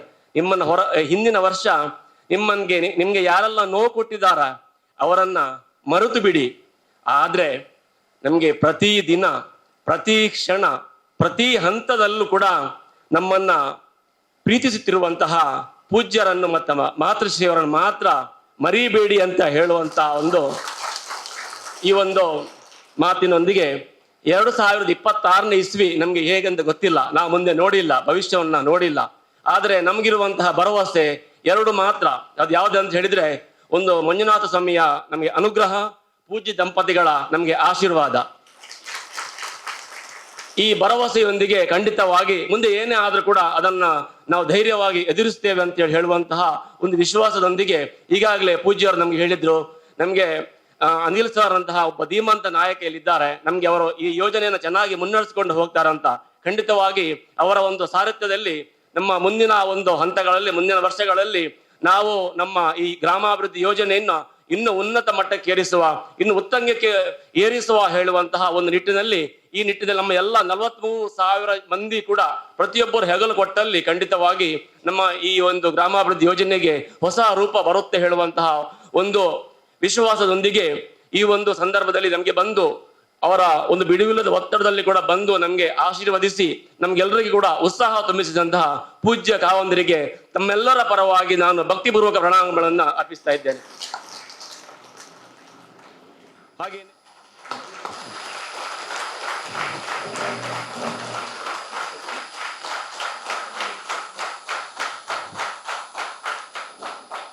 ಕುಮಾರಿ ಮಾನ್ಯ ಅಮ್ಮನವರಿಗೆ ಜನಾಧಿಕಾರಿಯಂತಹ ಅಖಿಲ ಮೇಡಮ್ ಅವರು ಪುಷ್ಪಗುಚ್ಛ ನೀಡಿ ಗೌರವಿಸಬೇಕಾಗಿ ತಮ್ಮಲ್ಲಿ ವಿನಂತಿಯನ್ನು ಮಾಡ್ತಿದ್ದೇನೆ. ಧನ್ಯವಾದಗಳು. ಸ್ನೇಹಿತರೆ, 2025ರ ಹೊಸ ವರ್ಷದ ಆಚರಣೆ ಈ ವೇದಿಕೆಯಲ್ಲಿ ನಡೆದಾಗ ಮಾತೃಶ್ರೀಯವರು ತಮ್ಮ ಮಾತುಗಳಲ್ಲಿ ಜೀವನೋತ್ಸಾಹದ ಬಗ್ಗೆ ತಿಳಿಸಿದ್ರು. ಬೀಡಿನಲ್ಲಿ ಒಂದು ತಾಯಿ ಅಂಧರಾಗಿದ್ರು ಕೂಡ ಎಷ್ಟು ಜೀವನೋತ್ಸಾಹದಿಂದ ಪೂಜ್ಯರ ಮೆರವಣಿಗೆಯನ್ನ ನೋಡ್ತಾ ಇದ್ರು ಅನ್ನೋದ್ರ ಬಗ್ಗೆ ತಿಳಿಸಿಕೊಟ್ಟಿದ್ರು. ಅಮ್ಮನವರ ಮಾತುಗಳೇ ಹಾಗೆ. ವರ್ಷಗಳು ಕಳೆದ್ರೂ ಕೂಡ ಅದು ನಮ್ಮ ನೆನಪಿನ ಬುತ್ತಿಯಿಂದ ಅಳಿಸಿ ಹೋಗುವಂಥದ್ದಲ್ಲ. ಅಂತಹ ಅಮ್ಮನ ಆಶೀರ್ವಚನದ ಮಾತಿಗೆ ಕಿವಿಯಾಗುವ ಸಮಯ. ಆಶೀರ್ವಚನವನ್ನ ನೆರವೇರಿಸಿಕೊಡುವವರೇ ಮಾತೃಶ್ರೀಯವರಲ್ಲಿ ಗೌರವಪೂರ್ವಕವಾಗಿ ವಿನಂತಿಸಿಕೊಳ್ತಾ ಇದ್ದೇವೆ. ಓಂ ಶ್ರೀ ಮಂಜುನಾಥಾಯ ನಮಃ. ಸೇರಿದ ಎಲ್ರಿಗೂ ಹೊಸ ವರ್ಷದ ಶುಭಾಶಯಗಳು. ನಾವು ಪ್ರತಿ ವರ್ಷ ಬರ್ತೇವೆ, ಪ್ರತಿ ವರ್ಷ ಮಾತಾಡ್ತೇವೆ ಹೊಸ ವರ್ಷದ ಬಗ್ಗೆ. ಬಹುಶಃ ಮರು ದಿವಸ ಅದು ಮರೆತು ಹೋಗುತ್ತೆ. ಈ ಹೊಸ ವರ್ಷ ಬರುವ ಸಮಯವೂ ಹಾಗೆ, ಚಳಿಗಾಲ. ಬೆಳಿಗ್ಗೆದ್ದು ಏನೋ ವಾಕಿಂಗ್ ಮಾಡಬೇಕು ಅಥವಾ ಯೋಗ ಮಾಡಬೇಕು ಅಂತ ಅನಿಸಿದ್ರೆ ಇನ್ನಷ್ಟು ಹೊದ್ದು ಮಲಗಿದ್ರೆ ಸಾಕು ಅಂತ ಹೇಳುವಂಥದ್ದು ಮನಸ್ಸು ನಮಗೆ ಹೇಳ್ತಾ ಇರ್ತದೆ. ಹಾಗಾಗಿ ಎಲ್ಲ ನಾಳೆ ನೋಡುವ ಅಂತ ಹೇಳಿ ನಾವು ಮುಂದೂಡ್ತಾ ಇರ್ತೇವೆ. ಅದು ಬಹುಶಃ ದೋಷ ಇದ್ದದ್ದು ಚಳಿಗಾಲದಲ್ಲಿ ಹೊಸ ವರ್ಷ ಬಂದದ್ರಿಂದ. ಬೇರೆ ಸಮಯದಲ್ಲಿ ಬಂದಿದ್ರೆ ನಾವು ಸ್ವಲ್ಪ ಚುರುಕಾಗ್ತಿದ್ವಿ ಏನೋ. ಆದರೆ ಅದೊಂದು ಸಂಕಲ್ಪಗಳನ್ನು ಮಾಡೋದು ಒಂದು ರೂಢಿ. ನಾವು ಒಳ್ಳೆ ಪೇಪರ್ ಓದಬೇಕು, TV, ಮೊಬೈಲ್ ಯಾವುದು ಬೆಳಿಗ್ಗೆದ್ದು ಓದಿದ್ರೆ ಅದರಲ್ಲಿ ಬರುವ ಏನು ವಿಷಯಗಳಿರ್ತದೆ ಅದು ವಿಷಯಕ್ಕಿಂತ ಅದು ವಿಷಕಾರಕವಾದ್ದು. ನಿಜವಾಗಿ ನಮಗೆ ತಲ್ಲಣವನ್ನು ಉಂಟು ಮಾಡೋದು. ದಿನ ಬೆಳಿಗ್ಗೆದ್ದು ಪೇಪರ್ ಓದಲಿ, ಮೊಬೈಲ್ ನೋಡಲಿ, TV ನೋಡಲಿ, ಅದು ನಮಗೆ ಶಾಂತಿ ತರುವುದಕ್ಕಿಂತ ಹೆಚ್ಚು ಅಧೈರ್ಯವನ್ನ, ಮುಂದಿನ ಭವಿಷ್ಯ ಏನಿರ್ಬೋದು, ನಮ್ಮ ಮಕ್ಕಳ ಭವಿಷ್ಯ ಏನಿರ್ಬೋದು ಅಂತ ಹೇಳುವಂಥ ಯೋಚನೆಯನ್ನ ತರ್ತದೆ. ಹಾಗಾಗಿ ರಾತ್ರಿ ನಾವು ಮಲಗುವ ಮೊದಲಾದ್ರೂ ಏನಾದ್ರೂ ಒಂದು ಒಳ್ಳೆ ಪುಸ್ತಕ ಓದಿದ್ರೆ, ಅಥವಾ ಈಗ ಗುರುಗಳನ್ನು ಹುಡ್ಕೊಂಡು ಹೋಗ್ಬೇಕಾಗಿಲ್ಲ, ನಮ್ಮ ಮೊಬೈಲ್ನಲ್ಲಿ ಒತ್ತಿದ್ರೆ ಒಳ್ಳೆ ಸಂಗೀತ ಬರ್ತದೆ. ಮೊಬೈಲ್ನಲ್ಲೇ ಇಂಥ ಗುರುಗಳದ್ದು ಪ್ರವಚನ ಅಂತ ಒತ್ತಿದ್ರೆ ಪ್ರವಚನ ಬರ್ತದೆ. ಅದು ಎಲ್ಲ ನಿಜವಾಗಿ ನಮ್ಮ ಮನಸ್ಸಿನ ಶುಚಿಕಾರಕಗಳು ಅಂತ ನಾನು ಭಾವಿಸ್ತೇನೆ. ಬೆಳಗ್ಗಿಂದ ಕೇಳಿದ ಎಲ್ಲ ಕೆಟ್ಟ ವಿಚಾರಗಳನ್ನು ಮರೆತು ಮತ್ತೆ ನಾವು ಒಂದು ಒಳ್ಳೆ ನಿದ್ದೆ, ಒಳ್ಳೆ ಕನಸು ಬೀಳ್ಬೇಕು ಅಂದ್ರೆ ಅದನ್ನು ನಾವು ಕೇಳಿ ಮಲಗಿದ್ರೆ ಒಳ್ಳೇದು. ಅದಾದ್ರೂ ನಾವು ಅಭ್ಯಾಸ ಮಾಡ್ಕೋಬೇಕು. ಮತ್ತೆ ದಿನಕ್ಕೆ 1-2 ಪೇಜ್ ಆದ್ರೂ ಓದಿ ಮಲಗ್ತೇನೆ ಅಂತ ಹೇಳುವಂತ ವ್ರತವನ್ನ ನಾವು ತಗೊಂಡ್ರೆ ಒಳ್ಳೇದು ಅಂತ ನಾನು ಭಾವಿಸ್ತೇನೆ. ಓದಿನಲ್ಲಿರುವಷ್ಟು ನಾವು ಶಾಲೆಗೆ ಹೋಗುವಾಗ ಓದಿದ್ದು ಬಿಟ್ರೆ ಮತ್ತೆ ಓದುದೇ ಮರೆತು ಹೋಗಿದೆ ನಮ್ಗೆ. ಕತೆ ಇರ್ಲಿ, ಕಾದಂಬರಿ ಇರ್ಲಿ, ಏನಾದ್ರೂ ಒಂದು ಹೊಸ ವಿಷಯಗಳನ್ನ ಓದಿದ್ರೆ ಅದರಿಂದ ಸಿಗುವ ಆನಂದ, ಜ್ಞಾನ ಅದು ಅಪಾರವಾದ್ದು ಅಂತ ನಾನು ಭಾವಿಸ್ತೇನೆ. ಕ್ರಿಶ್ಚಿಯನ್ರಲ್ಲಿ ನೋಡಿದ್ರೆ ಅವರು ಊಟಕ್ಕೆ ಮೊದಲು ದೇವರಿಗೆ ಈ ದಿವಸದ್ದು ಆಹಾರ ಕೊಟ್ಟದ್ದಕ್ಕಾಗಿ, ಈ ದಿವಸದ್ದು ನನಗೆ ಬ್ರೆಡ್ ಮತ್ತು ಏನು ಆ ಪಾನೀಯ ಕೊಟ್ಟಿದ್ದಿ, ಅದಕ್ಕೆ ನಾವು ಥ್ಯಾಂಕ್ಸ್ ಅಂತ ಹೇಳುವಂತ ಒಂದು ಪ್ರಾರ್ಥನೆ ಮಾಡಿ ಊಟ ಮಾಡುವಂತ ಒಂದು ಪದ್ಧತಿ ಇದೆ. ನಿಜವಾಗಿ ಅದನ್ನು ಎಲ್ಲರೂ ಆಚರಿಸ್ಬೇಕಾಗಿದೆ.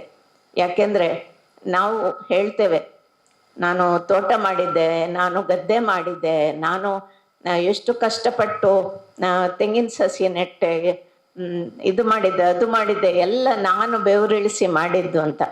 ಆದ್ರೆ ಅಲ್ಲಿ ಇರುವ ಮಣ್ಣು, ಗಾಳಿ, ನೀರು ಇತ್ಯಾದಿಗಳನ್ನ ಯಾರು ಕೊಟ್ರು ಅಂತ ಹೇಳೋದನ್ನ ನಾವು ಮರೆತು ಬಿಡ್ತೇವೆ. ನಾನು ಅಂತ ಹೇಳುವಾಗ ನಿಜವಾಗಿ ಮೂಲಭೂತವಾದ ಒಂದು ಮಣ್ಣು ಇಲ್ಲದೆ ಇದ್ರೆ, ಅಲ್ಲಿ ನೀರು, ಮಳೆಯ ನೀರು ಬರದೇ ಇದ್ರೆ, ಅಥವಾ ಒಳ್ಳೆ ಗಾಳಿ ಇಲ್ಲದೆ ಇದ್ರೆ, ಹವಾಮಾನದ ವೈಪರೀತ್ಯ ಆದ್ರೆ ನಾನು ಮಾಡಿದ್ದೆಲ್ಲ 1 ನಿಮಿಷಕ್ಕೆ ಹೋಗ್ತದೆ. ಹಾಗಾಗಿ ಅದ್ರ ಹಿಂದೆ ದೇವರ ಒಂದು ಕೃಪೆ ಇದೆ ಅಂತ ಹೇಳುವುದನ್ನ ನಾವು ಭಾವಿಸ್ಬೇಕಾಗಿದೆ. ಅನೇಕ ಸಲ ನಾವು ದೇವರನ್ನು ಕೊಟ್ಟದ್ದಕ್ಕೆ ಸ್ಮರಿಸುವುದು ಬಿಟ್ಟು ಕೆಲವು ಸಲ ಬೈತೇವೆ. ದೇವರು ಸೃಷ್ಟಿಯೇ ಸರಿ ಇಲ್ಲ. ಯಾವಾಗ ಗಾಳಿ ಬರಬೇಕು ಆಗ ಬರೋದಿಲ್ಲ, ಯಾವಾಗ ಮಳೆ ಬರಬೇಕು ಬೀಳೋದಿಲ್ಲ. ಚಳಿ ಜಾಸ್ತಿ ಆಯ್ತು, ಬಿಸಿಲು ಜಾಸ್ತಿ ಆಯ್ತು, ಅದು ಜಾಸ್ತಿ, ಇದು ಕಮ್ಮಿ ಅಂತ ಹೇಳ್ತಾನೆ ಇರ್ತದೆ. ಕಡೆಗೊಬ್ಬ ರೈತ ಹೇಳಿದ್ನಂತೆ, ಈ ಸಲದ್ದು ಏನು ಹವಾಮಾನವನ್ನ ಹೇಗೆ ನಿರ್ಧರಿಸ್ಬೇಕು ಅಂತ ಹೇಳೋದನ್ನು ನನ್ನ ಕೈಗೆ ಕೊಟ್ಟು ಬಿಡು ಅಂತ ದೇವ್ರ ಹತ್ರ ಹೇಳಿದ್ರಂತೆ. ದೇವರು ನೋಡುವ ಅಂತ ಹೇಳಿ ತಥಾಸ್ತು ಅಂತ ಹೇಳಿದ್ರಂತೆ.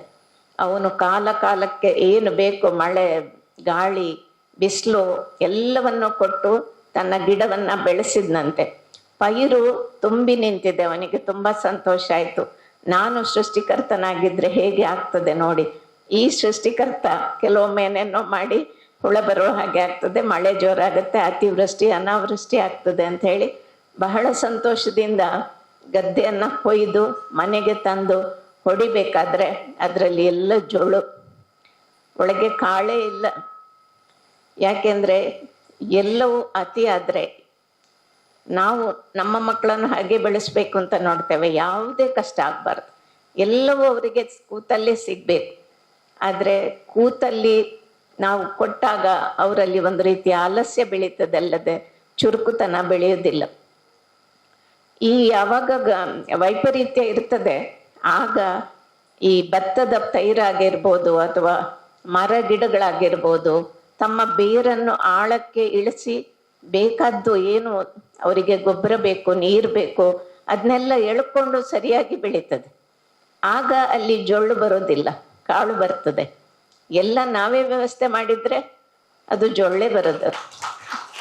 ಅಂತ ದೇವರ ಸೃಷ್ಟಿಯಲ್ಲಿ ಈ ವೈಪರೀತ್ಯಗಳು ಸದಾ ಇರಬೇಕು. ಇದ್ರಷ್ಟೇ ನಾವು ಸ್ವಲ್ಪ ಸರಿಯಾಗಿ ಜೀವನ ಮಾಡಲಿಕ್ಕೆ ಸಾಧ್ಯ ಆಗತ್ತೆ. ಕಷ್ಟ ಸುಖ ಇದೆಲ್ಲ ವೈಪರೀತ್ಯಗಳು ಜೀವನದಲ್ಲಿ ಪ್ರತಿಯೊಬ್ಬರ ಬದುಕಿನಲ್ಲಿ ಇರಲೇಬೇಕಾಗ್ತದೆ ಅಂತ ನಾನು ಭಾವಿಸ್ತೇನೆ. ಕೆಲವು ಸಲ ಒಂದು ನಸರುದ್ದೀನ್ನ ಕತೆ ಇದೆ. ಅವನ ಹತ್ರ ಒಬ್ಬ ಶ್ರೀಮಂತ ಬಂದು ಗೋಳು ಹೇಳ್ಕೊಂಡಂತೆ, ನನಗೆ ದುಡ್ಡಿದೆ ಎಲ್ಲ ಇದೆ ಆದ್ರೆ ಸುಖ ಇಲ್ಲ, ನೆಮ್ಮದಿ ಇಲ್ಲ ಅಂತ ಹೇಳ್ತಾ ಇದ್ನಂತೆ. ಅವನ ಕೈಯಲ್ಲಿ ದುಡ್ಡಿನ ಗಂಟು ಇಟ್ಕೊಂಡಿದ್ದ. ನಸರುದ್ದೀನ್ ಏನ್ ಮಾಡಿದ್ದ, ಆ ಗಂಟನ್ನು ಎಳ್ಕೊಂಡು ಹೋಗಿ ಓಡಿದ್ನಂತೆ. ಇವನಿಗೆ ಗಾಬರಿ ಆಯ್ತು. ಅವನ ಹಿಂದೆ ಓಡ್ತಾನೆ ಓಡಿ ಹೋಗಿ ಮಾರ್ಗ ಮಧ್ಯದಲ್ಲಿಟ್ಟು ಇವನು ತಪ್ಪಿಸಿ ಕೂತ್ಕೊಳ್ತಾನೆ. ನಸರುದ್ದೀನ್ ತಪ್ಪಿಸಿ ಕೂತಾಗ ಇವನು ಓಡಿ ಬಂದು ಅದನ್ನು ಹೆಕ್ತಾನೆ. ಹೆಕ್ಕಿ ತಕ್ಷಣ ಎಲ್ಲ ಎಣಿಸಿ ನೋಡ್ತಾನೆ, ಸರಿ ಇದೆ, ಮನಸ್ಸಿಗೆ ನೆಮ್ಮದಿ ಆಗ್ತದೆ. ಆಗ ಅವನು ಬಂದು ಹೇಳ್ತಾನಂತೆ, ನಿನಗೆ ನೆಮ್ಮದಿ ಇರಲಿಲ್ಲ, ಈಗ ಆ ದುಡ್ಡು ಸಿಕ್ಕಿದ ಕೂಡಲೇ ನೆಮ್ಮದಿ ಬಂತು. ಎಲ್ಲವನ್ನು ಯಾವಾಗ ನಾವು ಕಳ್ಕೊಳ್ತೇವೆ ಮತ್ತೆ ಮರಳಿ ಪಡೆದಾಗ ಆ ಸಿಗುವ ನೆಮ್ಮದಿ ಬೇರೆ. ಆರೋಗ್ಯ ಇರ್ಬೋದು, ಇದ್ದಾಗ ಯಾರಿಗೂ ಯೋಚನೆ ಇಲ್ಲ ಆರೋಗ್ಯದ ಬಗ್ಗೆ. ಅನಾರೋಗ್ಯ ಅಂದ್ರೆ ಏನಂತ ಗೊತ್ತೇ ಇಲ್ಲ. ಒಮ್ಮೆ ಅನಾರೋಗ್ಯ ಬಂದಾಗ ಆರೋಗ್ಯದ ಬಗ್ಗೆ ನಮ್ಗೆ ಬರ್ತದೆ. ಒಮ್ಮೆ ಆಹಾರ ಸಿಗ್ಲಿಲ್ಲ ಅಂದಾಗ ಆಹಾರದ ಬಗ್ಗೆ ನಮ್ಗೆ ಯೋಚನೆ ಬರ್ತದೆ. ಯಾವಾಗ ಎಲ್ಲವನ್ನು ಕಳ್ಕೊಳ್ತೇವೆ ಮತ್ತೆ ಅದು ಸಂಪತ್ತು ಇರ್ಬೋದು, ವಿದ್ಯೆ ಇರ್ಬೋದು, ಆರೋಗ್ಯ ಇರ್ಬೋದು, ಎಲ್ಲವನ್ನು ಕಳ್ಕೊಂಡು ಮತ್ತೆ ಪಡ್ಕೊಂಡಾಗ ಸಿಗುವ ನೆಮ್ಮದಿ, ಅದು ನೆಮ್ಮದಿ. ಇಲ್ಲದೇ ಇದ್ರೆ ಎಲ್ಲವೂ ಮೊದಲೇ ಇದೆ ಅಂತ ಆದ್ರೆ ನೆಮ್ಮದಿ ಇಲ್ಲ. ಎಲ್ಲ ಇದೆ ನನ್ನ ಹತ್ರ, ನೆಮ್ಮದಿ ಇಲ್ಲ ಅಂತ ಹೇಳುವ ಮಾತು ಬರ್ತಾನೆ ಇರ್ತದೆ. ಹಾಗಾಗಿ ನಾವು ಈ ಎಲ್ಲ ವಿಚಾರಗಳನ್ನು ಕಳ್ಕೊಳ್ಳೋ ಮೊದಲು ನಾವು ಅದನ್ನ ಯೋಜನೆ ಮಾಡಬೇಕಾಗತ್ತೆ. ಎಲ್ಲಕ್ಕಿಂತ ನಾವು ಅನೇಕ ಸಲ ಹೇಳ್ತೇವೆ ನಮ್ಮ ಕಾರ್ಯಕರ್ತರಿಗೆ, ಜ್ಞಾನ ಆದ್ರೂ ತೊಂದರೆ ಇಲ್ಲ, ಆದ್ರೆ ಆಟಿಟ್ಯೂಡ್ ಮುಖ್ಯ ಅಂತ. ನಮ್ಮ ಮನೋಧರ್ಮ ಹೇಗಿರ್ಬೇಕು ಅದು ಮುಖ್ಯ ಅಂತ ಹೇಳ್ತಾನೆ ಇರ್ತೇವೆ. ಜ್ಞಾನ ಹೇಗಾದ್ರೂ ಗಳಿಸ್ಕೊಳ್ಬೇಕು, ಆದ್ರೆ ಎಲ್ಲ ಜ್ಞಾನ ಇದ್ರು ಆಟಿಟ್ಯೂಡ್ ಇಲ್ಲ ಅಂದ್ರೆ ನನ್ನ ಮನೋಧರ್ಮವೇ ಸರಿ ಇಲ್ಲ, ನನ್ಗೆ ಯಾರನ್ನೂ ನೋಡ್ಲಿಕ್ಕಾಗಲ್ಲ, ನನ್ಗೆ ಯಾರ ಹತ್ರವೂ ಚೆನ್ನಾಗಿ ಮಾತಾಡಿ ಗೊತ್ತಿಲ್ಲ ಅಂತಾದ್ರೆ ಅಂಥವ್ರನ್ನು ಸುಧಾರಿಸೋದು ಬಹಳ ಕಷ್ಟ ಇದೆ. ಹಾಗೆ ಗ್ರ್ಯಾಟಿಟ್ಯೂಡ್ ಅನ್ನೋದು ಸಹ ಬಹಳ ಮುಖ್ಯವಾಗಿದೆ. ಅದು ಇಲ್ಲದೆ ಇದ್ರೂ ಕಷ್ಟ.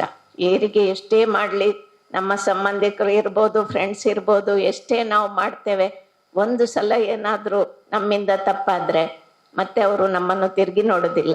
ಆ ಕೃತಜ್ಞತೆ ಅಂತ ಹೇಳುವಂಥದ್ದು ಸಹ ಅಷ್ಟೇ ಮುಖ್ಯ ಆಗ್ತದೆ. ನಾವು ದೊಡ್ಡವರಿಗೆ ಎಲ್ಲ ರೀತಿಯ ಗೌರವ ಕೊಡ್ತೇವೆ, ನಮ್ಗೆ ಗೊತ್ತಿದೆ ಹೇಗೆ ಕೊಡಬೇಕು ಅಂತ. ಮಕ್ಕಳು ನೋಡಿ, ಯಾರಾದ್ರೂ ಮಿನಿಸ್ಟ್ರು ಬಂದ್ರೆ ಬಹಳ ನಯ ವಿನಯದಿಂದ ಬಂದು ಕೈ ಮುಗಿತಾರೆ. ಆದ್ರೆ ಸಾಮಾನ್ಯ ಅಂದ್ರೆ ಗೊತ್ತಾಗತ್ತೆ ಅವರಿಗೆ, ಇವರೇನೋ ಕೆಂಪು ಲೈಟ್ನ ಕಾರಲ್ಲಿ ಬಂದಿದ್ದಾರೆ, ಇವರೇನೋ ದೊಡ್ಡವ್ರು ಇರ್ಬೇಕು ಅಂತ. ಆದ್ರೆ ಆರ್ಡಿನರಿ ಜನ ಬಂದ್ರೆ ಕರೆದು ಕೈ ಮುಗಿ ಅಂತ ಹೇಳ್ಬೇಕಾಗತ್ತೆ, ಇಲ್ಲ ಅಂದ್ರೆ ಕೈ ಮುಗಿಯಲ್ಲ. ಹಾಗೂ ನಮ್ಗೆ ದೊಡ್ಡವ್ರ ಜೊತೆ ಹೇಗೆ ಬಿಹೇವ್ ಮಾಡದೆ ಗೊತ್ತಿದೆ. ಅದೇ ಪಾಪದವ್ರ ಜೊತೆ ಒಬ್ಬ ಗೇಟ್ ಕೀಪರ್ ಆಗಿರ್ಬೋದು, ಒಬ್ಬ ಪಿಯೋನ್ ಆಗಿರ್ಬೋದು, ಒಬ್ಬ ಅಡಿಗೆ ಮಾಡೋ ಇರ್ಬೋದು, ಅವ್ರ ಜೊತೆ ನಾವು ಹೇಗಿರ್ತೇವೆ ಅದು ನಿಜವಾಗಿ ಮುಖ್ಯ ಆಗುತ್ತೆ. ಅದನ್ನು ನಾವು ತಿಳ್ಕೊಳ್ಬೇಕಾಗತ್ತೆ. ಯಾಕೆಂದ್ರೆ ನಮ್ಗೆ ದಿವಸ ಊಟ ಬರುತ್ತೆ, ಎಲ್ಲಿಂದ ಬರುತ್ತೆ, ಯಾರು ಮಾಡ್ತಾರೆ ಗೊತ್ತಿಲ್ಲ. ಆ ಅಡಿಗೆಯವರ ಮುಖನೂ ನಾವು ನೋಡೋದಿಲ್ಲ. ಹಾಗೆ ಪಿಯೋನು ರಾತ್ರಿ ಎಲ್ಲ ಒರೆಸಿ ಗೊಡಿಸಿ ಇಡ್ತಾನೆ. ಬಹುಶಃ ಇಡೀ ಅವ್ರು 4 ದಿವಸ ಇಲ್ಲ ಅಂದರೆ ನಡೀತದೆ. ಆದರೆ 2-3 ದಿವಸ ಪಿಯೋನ್ ಬರಲಿಲ್ಲ, ಗುಡಿಸ್ಲಿಲ್ಲ ಅಂದರೆ ನೀವೇ ಆಫೀಸಿಗೆ ಹೋಗ್ಲಿಕ್ಕೆ ನಿಮ್ಗೆ ಆಗಲ್ಲ. ಅಯ್ಯೋ ಏನಿದು ಧೂಳು, ಹೇಗೆ ಕೆಲಸ ಮಾಡೋದು ಅಂತ ಹೇಳ್ತೀರಿ. ಹಾಗೆ ಸಣ್ಣ ವ್ಯಕ್ತಿ ಬಗ್ಗೆ ಸಹ ನಮಗೆ ಗ್ರ್ಯಾಟಿಟ್ಯೂಡ್ ಇರಬೇಕು. ಅವನ ಬಗ್ಗೆ ಸಹ ನಾವು ಗೌರವ ಕೊಡೋದನ್ನು ಕಲಿಬೇಕಾಗತ್ತೆ. ಸಮಾಜ ಅಂದಮೇಲೆ ಅಲ್ಲಿ ಒಳ್ಳೆಯ ಒಂದು ಶಾಲೆ, ಶಿಕ್ಷಕರು, ಡಾಕ್ಟ್ರು, ನರ್ಸ್ಗಳು ಎಲ್ಲರೂ ಬೇಕಾಗತ್ತೆ. ಆಗ ಒಂದು ಸಮಾಜ ಅರಳಲಿಕ್ಕೆ, ನಮಗೆ ಬದುಕಲಿಕ್ಕೆ ಸಾಧ್ಯ ಆಗುತ್ತೆ.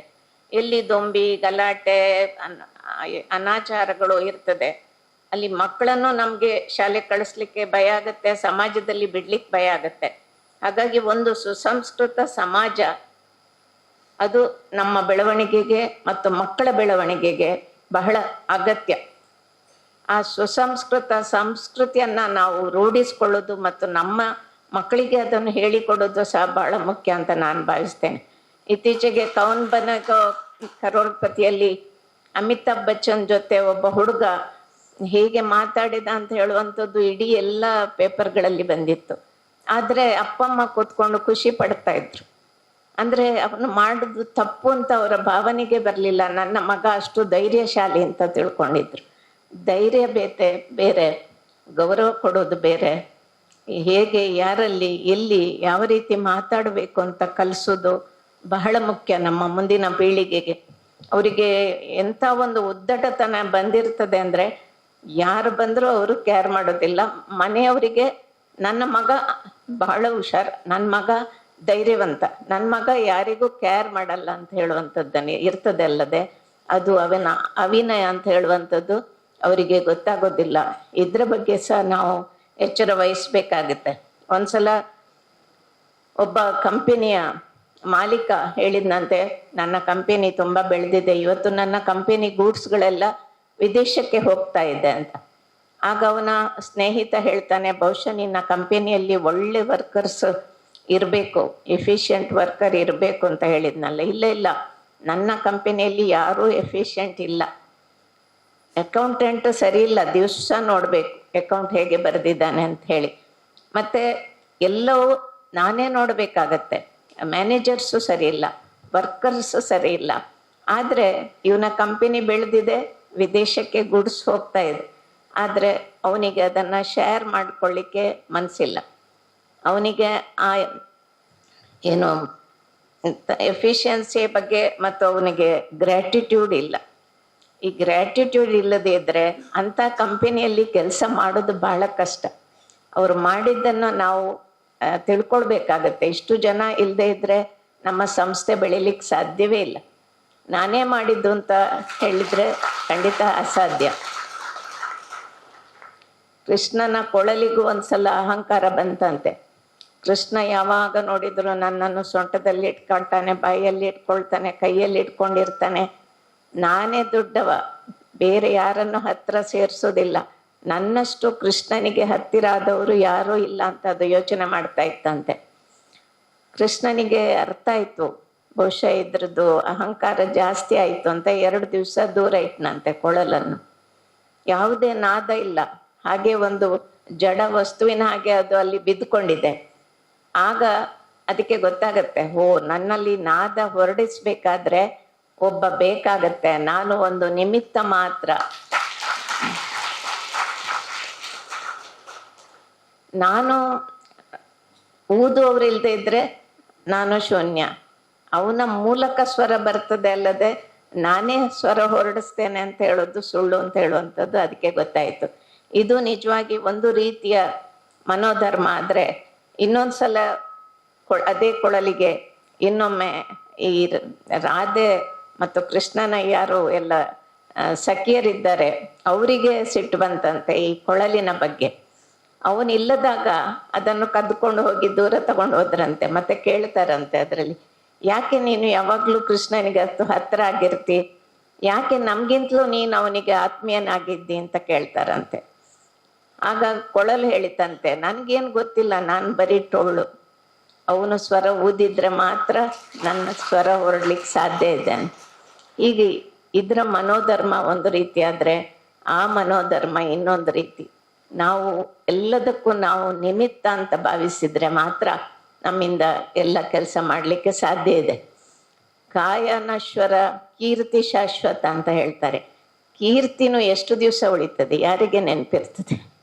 ಒಂದು ಜನ್ರೇಷನ್ ಯಾರು ನಮ್ಮ ಜೊತೆ ಇರ್ತಾರೆ ಅವರಿಗೆ ನೆನಪಿರ್ತದೆ. ನೆಕ್ಸ್ಟ್ ಜನ್ರೇಷನ್ ಆಗುವಾಗ ಅದು ಮರ್ತು ಹೋಗುತ್ತೆ.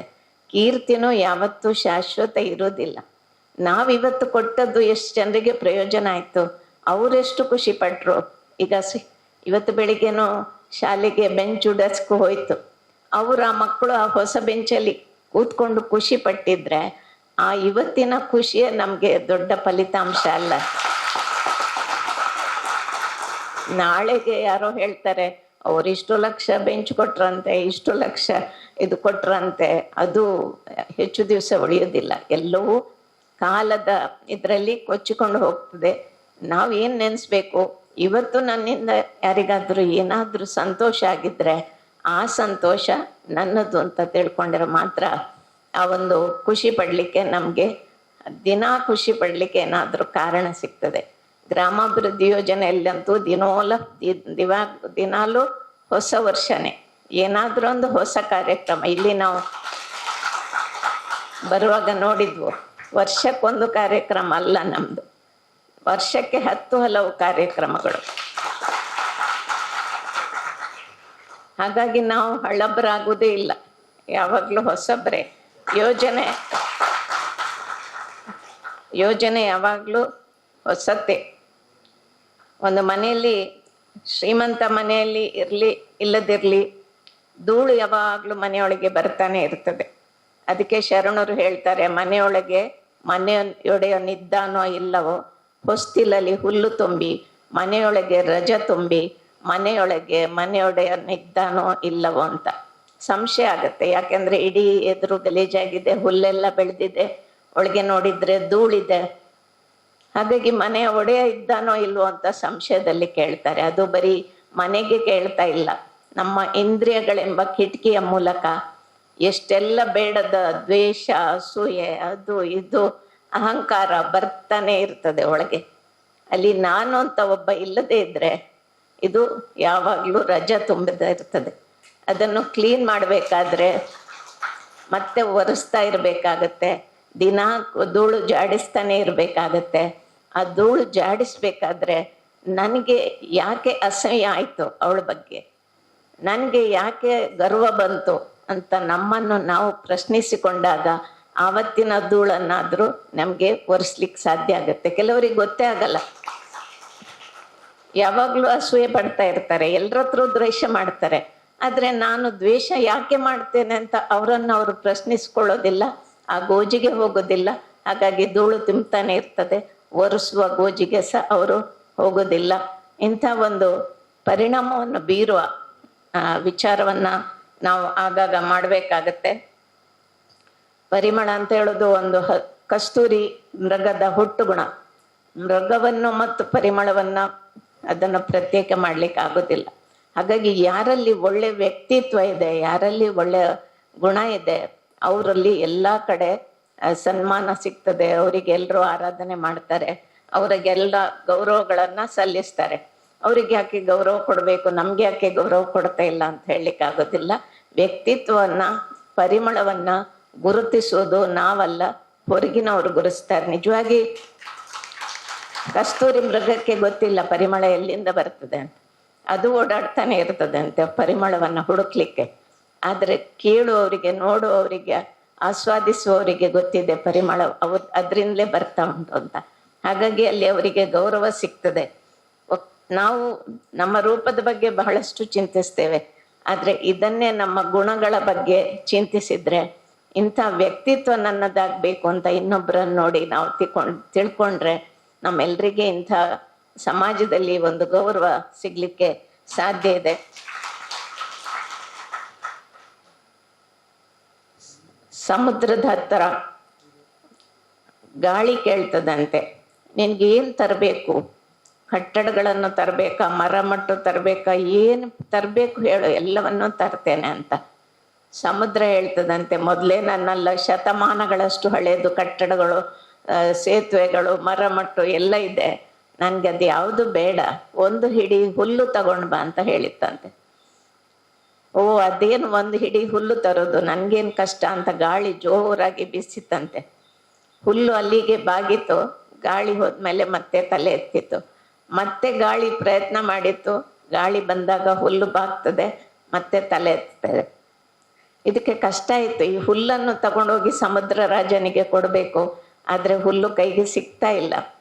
ಹಾಗೆ ಎಲ್ಲಿ ವಿನಮ್ರತೆ ಇದೆ, ವಿನಯ ಇದೆ, ಅಲ್ಲಿ ಅವ್ರಿಗೆ ಎಲ್ಲ ಕಡೆ ಸಲ್ಲುವವರಾಗ್ತಾರೆ. ಯಾವುದೇ ಉದ್ಯೋಗದಲ್ಲಿರ್ಲಿ, ಯಾವುದೇ ಅವರಿಗೆ ನಿಜವಾಗಿ ಸೋಲು ಅಂತ ಹೇಳುವಂಥದ್ದು ಇಲ್ಲ. ಎಲ್ಲ ಕಡೆ ಅವರು ಸಲ್ಲುವವರಾಗ್ತಾರೆ. ನಿಜವಾಗಿ ಹೊಸ ವರ್ಷಕ್ಕೆ ಉಡುಗೊರೆ ಕೊಡೋದು, ಸ್ವೀಕರಿಸುವುದು ಎಲ್ಲ ಕಡೆ ಇರ್ತದೆ. ಡ್ರೈ ಫ್ರೂಟ್ಸ್ ಬಾಕ್ಸ್ಗಳು ಬರ್ತದೆ, ಹೂ ಬರ್ತದೆ, ಎಲ್ಲ ಬರ್ತದೆ. ಈಗ ಇತ್ತೀಚೆಗೆ ಜಾಸ್ತಿಯೇ ಆಗಿದೆ. ಆದ್ರೆ ಹಿಂದೆ ಮೊಮ್ಮಕ್ಕಳು ಅಜ್ಜಿಗೆ ಕೈಯಲ್ಲಿ ಬರ್ತ ಕಾಗದಗಳು ಬರ್ತಾ ಇತ್ತು, ಅದನ್ನು ಜೋಪಾನವಾಗಿ ತೆಗೆದಿಡ್ಬೇಕಾಗಿತ್ತು. ಯಾಕೆಂದ್ರೆ ಅಜ್ಜಿ ಮತ್ತು ಮೊಮ್ಮಗಳ ಮಧ್ಯದ ಒಂದು ಬಾಂಧವ್ಯದ ಕುರು ಹಾಗಿತ್ತು. ಈಗ ಪ್ರಿಂಟೆಡ್ ಸಿಗ್ತದೆ, ಅಂಗಡಿಗೆ ಹೋಗಿ ಹುಡುಕ್ತೇವೆ, ಯಾರೋ ಬರ್ದದ್ದು ವರ್ಡಿಂಗ್ಸ್ ಇರ್ತದೆ, ಅದರಲ್ಲಿ ಆಯ್ಕೆ ಮಾಡ್ತೇವೆ, ತಗೊಂಡೋಗಿ ಕೊಡ್ತೇವೆ. ಕಾವಂದ್ರು ಈಗಲೂ ಕೈಯಲ್ಲೇ ಫೋಟೋ ತೆಗ್ದದನ್ನ ಅಲ್ಲಿ ಹೋಗಿ ಇವನ ರೂಮಲ್ಲಿ, ಸುನೀಲ್ ರೂಮಲ್ಲಿ ಗಂಟೆಗಟ್ಟಲೆ ರಾತ್ರಿ ಕೂತು ಯಾರಿಗೆ ಯಾವುದು ಕಳಿಸ್ಬೇಕು ಅಂತ ಯೋಚನೆ ಮಾಡಿ ಅದನ್ನ ಪೋಸ್ಟಿಗೆ ಹಾಕ್ತಾರೆ. ನನಗೆ 10 ನಿಮಿಷ ಕೂತ್ಕೊಳ್ತೇವೆ, ನಮಗೆ ಬೋರ್ ಆಗತ್ತೆ. ನಾನು ಹೇಳಿದ್ದು ಅವರಿಗಾಗಲ್ಲ, ಇದು ಬೇಡ, ಅದು ಅವರಿಗೆ ಬೇಕು, ಇದು ಈ ಫೋಟೋ ಇಂಥವ್ರಿಗೆ ಕಳಿಸ್ಬೇಕು, ಈ ಫೋಟೋ ರಾಜೇಂದ್ರಿಗೆ ಕಳಿಸ್ಬೇಕು, ಈ ಪದ ಅವನಿಗೆ ಕಳಿಸ್ಬೇಕು ಅಂತ ಅವ್ರದ್ದೇ ಆದ ಕೆಲವು ಚಿಂತನೆಗಳು ಇರ್ತದೆ. ಅಲ್ಲಿ ಹೋಗಿ ಗಂಟೆಗಟ್ಟಲೆ ಕೂತು ಮಾಡ್ತಾರೆ. ಇದು ನಿಜವಾಗಿ ಒಂದು ಪ್ರೀತಿಯನ್ನ ಕೊಡುವಂತ ಸಂಪ್ರದಾಯ ಅಂತ ನಾನು ಭಾವಿಸ್ತೇನೆ. ಈಗೆಲ್ಲ ಫೋನ್ ಇದೆ, SMS ಇದೆ, ಶುಭಾಶಯ ತಕ್ಷಣಕ್ಕೆ ರವಾನೆ ಆಗ್ತದೆ. ಹಾಗಾಗಿ ಯಾವುದೇ ಕಷ್ಟ ಇಲ್ಲ. ನಾವು ಹಿಂದೆಲ್ಲ ಹೆಣ್ಮಕ್ಳು ಮದುವೆ ಆಗಿ ಹೋದ್ರೆ ತಾಯಿ ಮನೆಯಿಂದ ಏನಾದ್ರೂ ತಿಂಡಿ ಕಳಿಸಿದ್ರೆ ಅದು ಬಹಳ ಹೆಮ್ಮೆ. ಮನೆ ಮಂದಿಗೆಲ್ಲ ಹೇಳಿ ಹೇಳಿ ಅದನ್ನು ಜೋಪಾನ ಮಾಡಿ ನಮ್ಮ ಅಮ್ಮ ಕಳಿಸಿದ್ದು ಅವರು ತುಂಬಾ ಚೆನ್ನಾಗಿ ಮಾಡ್ತಾರೆ, ಅವ್ರದ್ದು ಸ್ವೀಟ್ ಬಹಳ ರುಚಿಯಾಗಿರ್ತದೆ, ಅವರು ಚಕ್ಲಿ ಮಾಡಿದ್ದು ತುಂಬಾ ರುಚಿಯಾಗಿರ್ತದೆ ಅಂತ ಹೇಳಿ ಹೇಳಿ ಮನೆ ಮಂದಿಗೆಲ್ಲ ತುಂಬಾ ದಿವಸ ಅವಳ ಒಂದು ಸಂತೋಷವೇ ಬೇರೆ. ಯಾಕೆ ತಾಯಿ ಮನೆಯಿಂದ ನನಗೆ ಸ್ವೀಟ್ ಬಂದಿದೆ ಅಂತ ಹೇಳುವಂಥದ್ದು.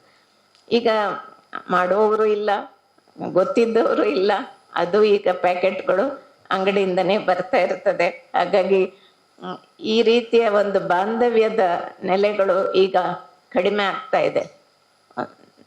ನಮ್ಮ ಸಂಬಂಧಿಕರು, ಅಮ್ಮ ಮಕ್ಕಳು ಮಾತ್ರ ಅಲ್ಲ, ದೇವರು ನಮ್ಗೆ ಬಹಳಷ್ಟು ಉಡುಗೊರೆಗಳನ್ನ ಕೊಟ್ಟಿರ್ತಾರೆ.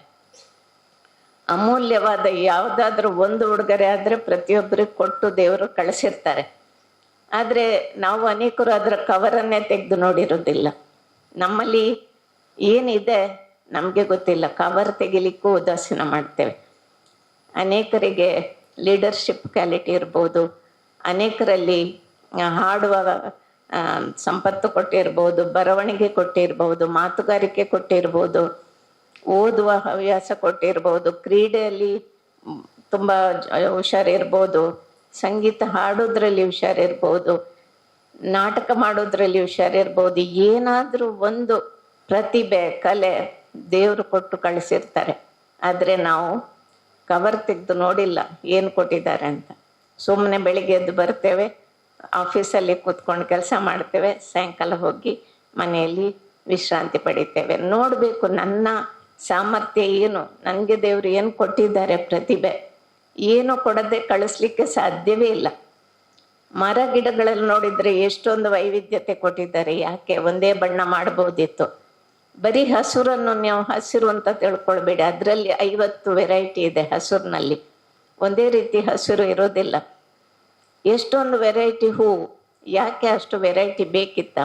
ಬಣ್ಣ ಅದು ಇದು ನೋಡಿದ್ರೆ, ನಿಸರ್ಗವನ್ನು ನಾವು ಸೂಕ್ಷ್ಮವಾಗಿ ನೋಡಿದ್ರೆ ಹುಚ್ಚು ಹಿಡಿಯುವಷ್ಟು ವೆರೈಟಿ ಇದೆ. ಅದರಲ್ಲಿ ಪ್ರಾಣಿಗಳಿರ್ಬೋದು, ಪಕ್ಷಿಗಳಿರ್ಬೋದು. ಪಕ್ಷಿ ಯಾರು ನೋಡ್ತೇವೆ? ಹಿಂದೆ ಸ್ವಲ್ಪ ನಡ್ಕೊಂಡು ಹೋಗುವಾಗ ಆಚೀಚೆ ನೋಡ್ಲಿಕ್ಕೆ ಆಗ್ತಾ ಇತ್ತು, ಈಗ ಬೈಕಲ್ಲಿ ಕಾರಲ್ಲಿ ಬರುವಾಗ ಅದು ಕಾಣ್ಲಿಕ್ಕೆ ಸಿಗುದಿಲ್ಲ. ಎಷ್ಟೊಂದು ವೆರೈಟಿ ಇದೆ, ಅದನ್ನು ನೋಡುವುದೇ ಒಂದು ಆಶ್ಚರ್ಯ. ಅದು ದೇವರ ಕೊಡುಗೆ. ಎಲ್ರಿಗೂ, ಪ್ರಾಣಿಗಳಿಗೆ ಕೊಟ್ಟಿದ್ದಾರೆ, ಪಕ್ಷಿಗಳಿಗೆ ಕೊಟ್ಟಿದ್ದಾರೆ, ಮರ ಗಿಡಗಳಿಗೆ, ಹೂವು ಹಣ್ಣಿಗಳಿಗೆ ಕೊಟ್ಟಿದ್ದಾರೆ. ಹಣ್ಣಲ್ಲೂ ಎಷ್ಟು ವೆರೈಟಿ. ಅಂದಮೇಲೆ ನಮ್ಗೆ ಕೊಡದೇ ಇರ್ತಾರ? ಖಂಡಿತ ನಮ್ಮೊಳಗೆ ಒಂದು ಉಡುಗೊರೆ ಇದೆ. ಅದು ಏನು ಅಂತ ನಮ್ಮನ್ನು ನಾವು ಕಂಡುಕೊಳ್ಬೇಕಾಗತ್ತೆ. ಬೇರೆಯವರ ಪ್ರತಿಭೆಗೆ ನಾವು ಮರುಗುವ ಬದಲು ನಮ್ಮಲ್ಲಿ ಏನಿದೆ ಅಂತ ನೋಡೋದು ಒಳ್ಳೇದು. ಒಂದು ಸಲ ಈ ಬಿದಿರಿನ ಮರಕ್ಕೆ ಬಹಳ ಬೇಸರ ಆಯ್ತಂತೆ. ಎಲ್ರಿಗೂ ಹೂವು ಹಣ್ಣು ಅಂದ ಚಂದ ಕೊಟ್ಟಿದ್ದಾರೆ, ನನಗೇನು ಕೊಡ್ಲಿಲ್ಲ, ನನ್ನ ಮರದಲ್ಲಿ ಹೂ ಆಗೋದಿಲ್ಲ, ಹಣ್ಣಾಗೋದಿಲ್ಲ ಅಂತ ಅದಕ್ಕೆ ಬಹಳ ಬೇಸರ ಆಯ್ತಂತೆ. ಆಗ ಅದು ನೊಂದುಕೊಂಡು ದೇವ್ರ ಹತ್ರ ಕೇಳಿತಂತೆ, ಎಲ್ರಿಗೂ ಕೊಟ್ಟಿದ್ದಾರೆ, ಅದನ್ನ ನನಗೆ ಏನು ಕೊಟ್ಟಿಲ್ಲ ನೀವು ಅಂತ. ಆಗ ದೇವ್ರು ಹೇಳಿದ್ರಂತೆ, ನೀನು ಕವರ್ ತೆಗೆದು ನೋಡಿಲ್ಲ, ನೋಡು.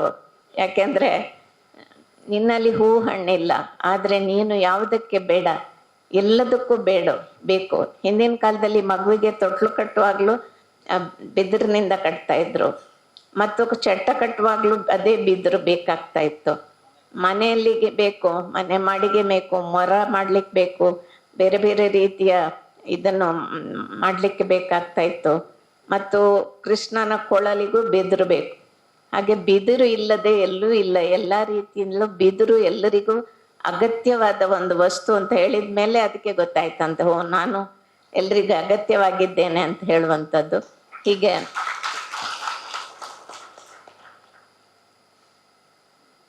ಯಾವುದಾದ್ರೊಂದು ನಾವು ಇಂಥ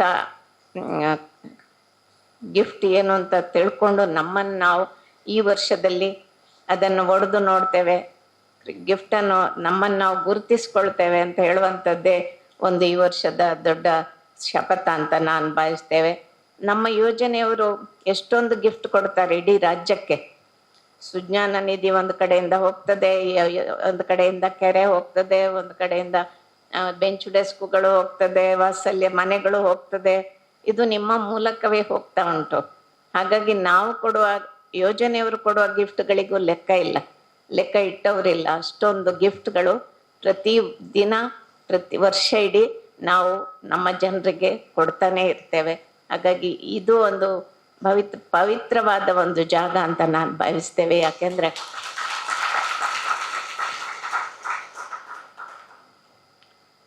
ಇನ್ನೊಂದು ವಿಶೇಷ ಅಂದ್ರೆ, ಇತ್ತೀಚೆಗೆ ಇಲ್ಲಿ ಮೊನ್ನೆ ಬಹಳಷ್ಟು ಜನ ಸೇರಿದ್ರು, ಪಟಾಕಿ ತುಂಬಾ ಚೆನ್ನಾಗಿ ಹೊಡೆದ್ರು, ತುಂಬಾ ಚೆನ್ನಾಗಿ ಅಲಂಕಾರ ಮಾಡಿದ್ರು. ಇತ್ತೀಚೆಗೆ ಸಿಟಿಗಳಲ್ಲಿ ಯುವಕರು ಭಜನಾ ಕ್ಲಬ್ಗಳನ್ನು ಮಾಡಿಕೊಂಡು ಭಜನೆ ಹಾಡೋದನ್ನು ಶುರು ಮಾಡಿದ್ದಾರೆ ಅಂತ ಹೇಳಿ ಯಾವುದೋ ಪೇಪರಲ್ಲಿ ಓದಿದೆ. ಒಂದು ಒಳ್ಳೆ ಬೆಳವಣಿಗೆ. ನಮ್ಮ ಸಾಂಸ್ಕೃತಿಕ ಬೇರುಗಳು ಎಷ್ಟು ಆಳವಾಗಿರುತ್ತದೆ ಅಂದ್ರೆ ಇವತ್ತಲ್ಲ ನಾಳೆ ಮತ್ತೆ ಅದು ಮರುಕಳಿಸ್ತದೆ ಅಂತ ನಾನು ಭಾವಿಸಿದೆ. ಎಷ್ಟೋ ಯುವಕರು ಕೂತ್ಕೊಂಡು ಭಜನೆ ಹಾಡ್ತಾ ಇದ್ದಾರೆ, ನೃತ್ಯ ಮಾಡಿದ್ರು. ಅದರಲ್ಲಿ ಡಿಸ್ಕೋ ನೃತ್ಯದ ಹಾಗೆ ಇರಲಿಲ್ಲ, ಬಹಳ ಚೆನ್ನಾಗಿ ನೃತ್ಯ ಮಾಡ್ತಾ ಮಾಡ್ತಾ ಭಜನೆ ಹಾಡ್ತಾ ಇದ್ರು. ಅವರೇ ಹೇಳ್ತಾರೆ, ನಮ್ಗೆ ಈ ಏಕಾಂಕಿತನ ಹೋಗಿದೆ, ಒಂದು ಸಾಂಸಾರಿಕ ವಾತಾವರಣ ಸಿಕ್ಕಿದೆ, ನನ್ನ ಕೀಳರಿಮೆ ಕಮ್ಮಿ ಆಗಿದೆ, ನನಗೆ ಹಲವು ಪ್ರಯೋಜನಗಳು ಈ ಭಜನೆಯಿಂದಾಗಿ ಆಗಿದೆ ಅಂತ ಆ ಯುವಕರು ಹೇಳ್ತಾ ಇದ್ರು. ಎರಡು ರೀತಿಯ ನಶೆ ಇದೆ, ಬೇರೆ ನಶೆಗಳಿಗೂ ಹೇಗೆ ಹೋಗ್ಬೋದು, ವಿವೇಕ್ ಪೈಸು ಬಿಡಿಸ್ಲಿಕ್ಕೆ ಕಷ್ಟಪಡ್ತಾರೆ. ಆದ್ರೆ ಈ ರೀತಿಯ ನಶೆಯಿಂದ ಯಾರಿಗೂ ನಷ್ಟ ಇಲ್ಲ, ಬದಲಾಗಿ ಹೆಚ್ಚಿನ ಲಾಭ ಶರೀರ ಮನಸ್ಸುಗಳಿಗೆ ಇದೆ. ಅದು ಒಂದು ಒಳ್ಳೆ ಬೆಳವಣಿಗೆ ಆಗಿದೆ ನಮ್ಮ ದೇಶದಲ್ಲಿ. ಅದು ಎಷ್ಟು ದಿವಸ ಉಳಿತೋ ಗೊತ್ತಿಲ್ಲ, ಬಹುಶಃ ನಮ್ಮಲ್ಲೂ ಭಜನೆ ನಡೀತಾ ಇತ್ತು, ಏನಾಗಿದೆ ಗೊತ್ತಿಲ್ಲ, ನಡೀತಾ ಇದೆ. ಇದು ಎಲ್ಲ ಕಡೆ ಒಂದು ಹೊಸತನವನ್ನ, ಹೊಸ ಹುರುಪನ್ನ, ಆ ವಾರದ, ಆ ತಿಂಗಳಿಗೆ ನಮಗೊಂದು ಬೇಕಾದಷ್ಟು ಚೈತನ್ಯವನ್ನ ಕೊಡುವ ಕಾರ್ಯಕ್ರಮವಾಗ್ಲಿ ಅಂತ ನಾನು ಭಾವಿಸ್ತೇನೆ. ಹೊಸ ವರ್ಷಕ್ಕೆ, ಹೊಸ ವರ್ಷದ ಸಂಕಲ್ಪಗಳಿಗೆ ಸೂಕ್ತ ಮಾನಸಿಕ ಸಿದ್ಧತೆ ಮತ್ತು ಬದ್ಧತೆ ಇದ್ರೆ ನಮ್ಗೆ ಅದನ್ನು ಖಂಡಿತವಾಗಿ ಮಾಡಲಿಕ್ಕೆ ಸಾಧ್ಯ ಆಗ್ತದೆ ಅಂತ ನಾನು ಭಾವಿಸ್ತೇನೆ.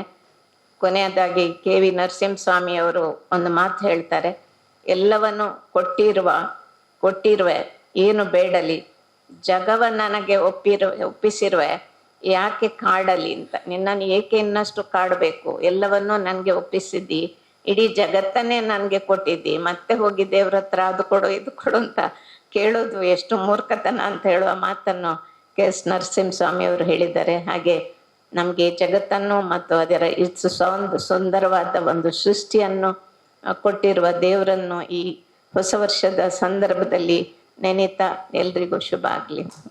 ಓಂ ಶ್ರೀ ಮಂಜುನಾಥನ್ ಪರಮ ಪೂಜ್ಯರಿಗೆ ಹಾಗೂ ಮಾತೃಶ್ರವರಿಗೆ ಮೊದಲಾಗಿ ಪ್ರಣಾಮ ಸಲ್ಲಿಸ್ತಾ, ಇವತ್ತು 2024ನೇ ಪ್ರಥಮ ವರ್ಷದ ಈ ಒಂದು ಸುಸಂದರ್ಭದಲ್ಲಿ ಗೌರವ ಪರಮ ಪೂಜ್ಯ ಕಾವಂದರು ಮತ್ತು ಮಾತೃಶ್ರೀಯವರು ನಮಗೆಲ್ಲರಿಗೂ ಸಹ ಆಶೀರ್ವಾದವನ್ನು ಮಾಡಿದ್ದಾರೆ.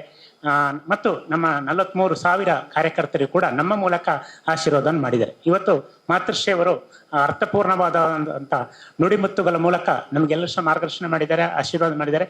ಜೊತೆಗೆ ಒಂದು ನಾನು ನಿಮಿತ್ತ ಮಾತ್ರ ಅಂತ ಹೇಳುವ ಒಂದು ನುಡಿಮುತ್ತಿನ ಮೂಲಕ ನಮ್ಮೆಲ್ಲರನ್ನು ಹೆಚ್ಚಿಸಿದ್ದಾರೆ. ಗೌರವಾನ್ವಿತ ಮಾತೃಶ್ರೀಯವರಿಗೆ ನಮ್ಮೆಲ್ಲ ಕಾರ್ಯಕರ್ತರ ಪರವಾಗಿ ಗೌರವಪೂರ್ವಕ ಪ್ರಣಾಮವನ್ನು ಸಲ್ಲಿಸ್ತಾ ಇದ್ದೇನೆ. ಅದೇ ರೀತಿ ಮಾನ್ಯಮ್ಮ ಅವರು ಈ ಒಂದು ಕಾರ್ಯಕ್ರಮ ಬಂದು ನಮ್ಮೆಲ್ಲ ಕಾರ್ಯಕರ್ತರಿಗೆ ಸಂತೋಷವನ್ನು ಖುಷಿಯನ್ನು ಕೊಟ್ಟಿದ್ದಾರೆ. ಅವರಿಗೂ ಕೂಡ ನಮ್ಮೆಲ್ಲ ಕಾರ್ಯಕರ್ತರ ಪರವಾಗಿ ಗೌರವಪೂರ್ವ ಪ್ರಣಾಮವನ್ನು ಸಲ್ಲಿಸ್ತೇನೆ. ಗೌರವಾನ್ವಿತ ನಮ್ಮೆಲ್ಲರ ಮುಖ್ಯ ಕಾರ್ಯನಿರ್ವಹಣಾಧಿಕಾರಿ ಅವರಿಗೆ ಕೂಡ ನಮ್ಮೆಲ್ಲ ಕಾರ್ಯಕರ್ತರ ಪರವಾಗಿ ಗೌರವಪೂರ್ವಕ ಧನ್ಯವಾದವನ್ನು ಸಲ್ಲಿಸ್ತೇನೆ.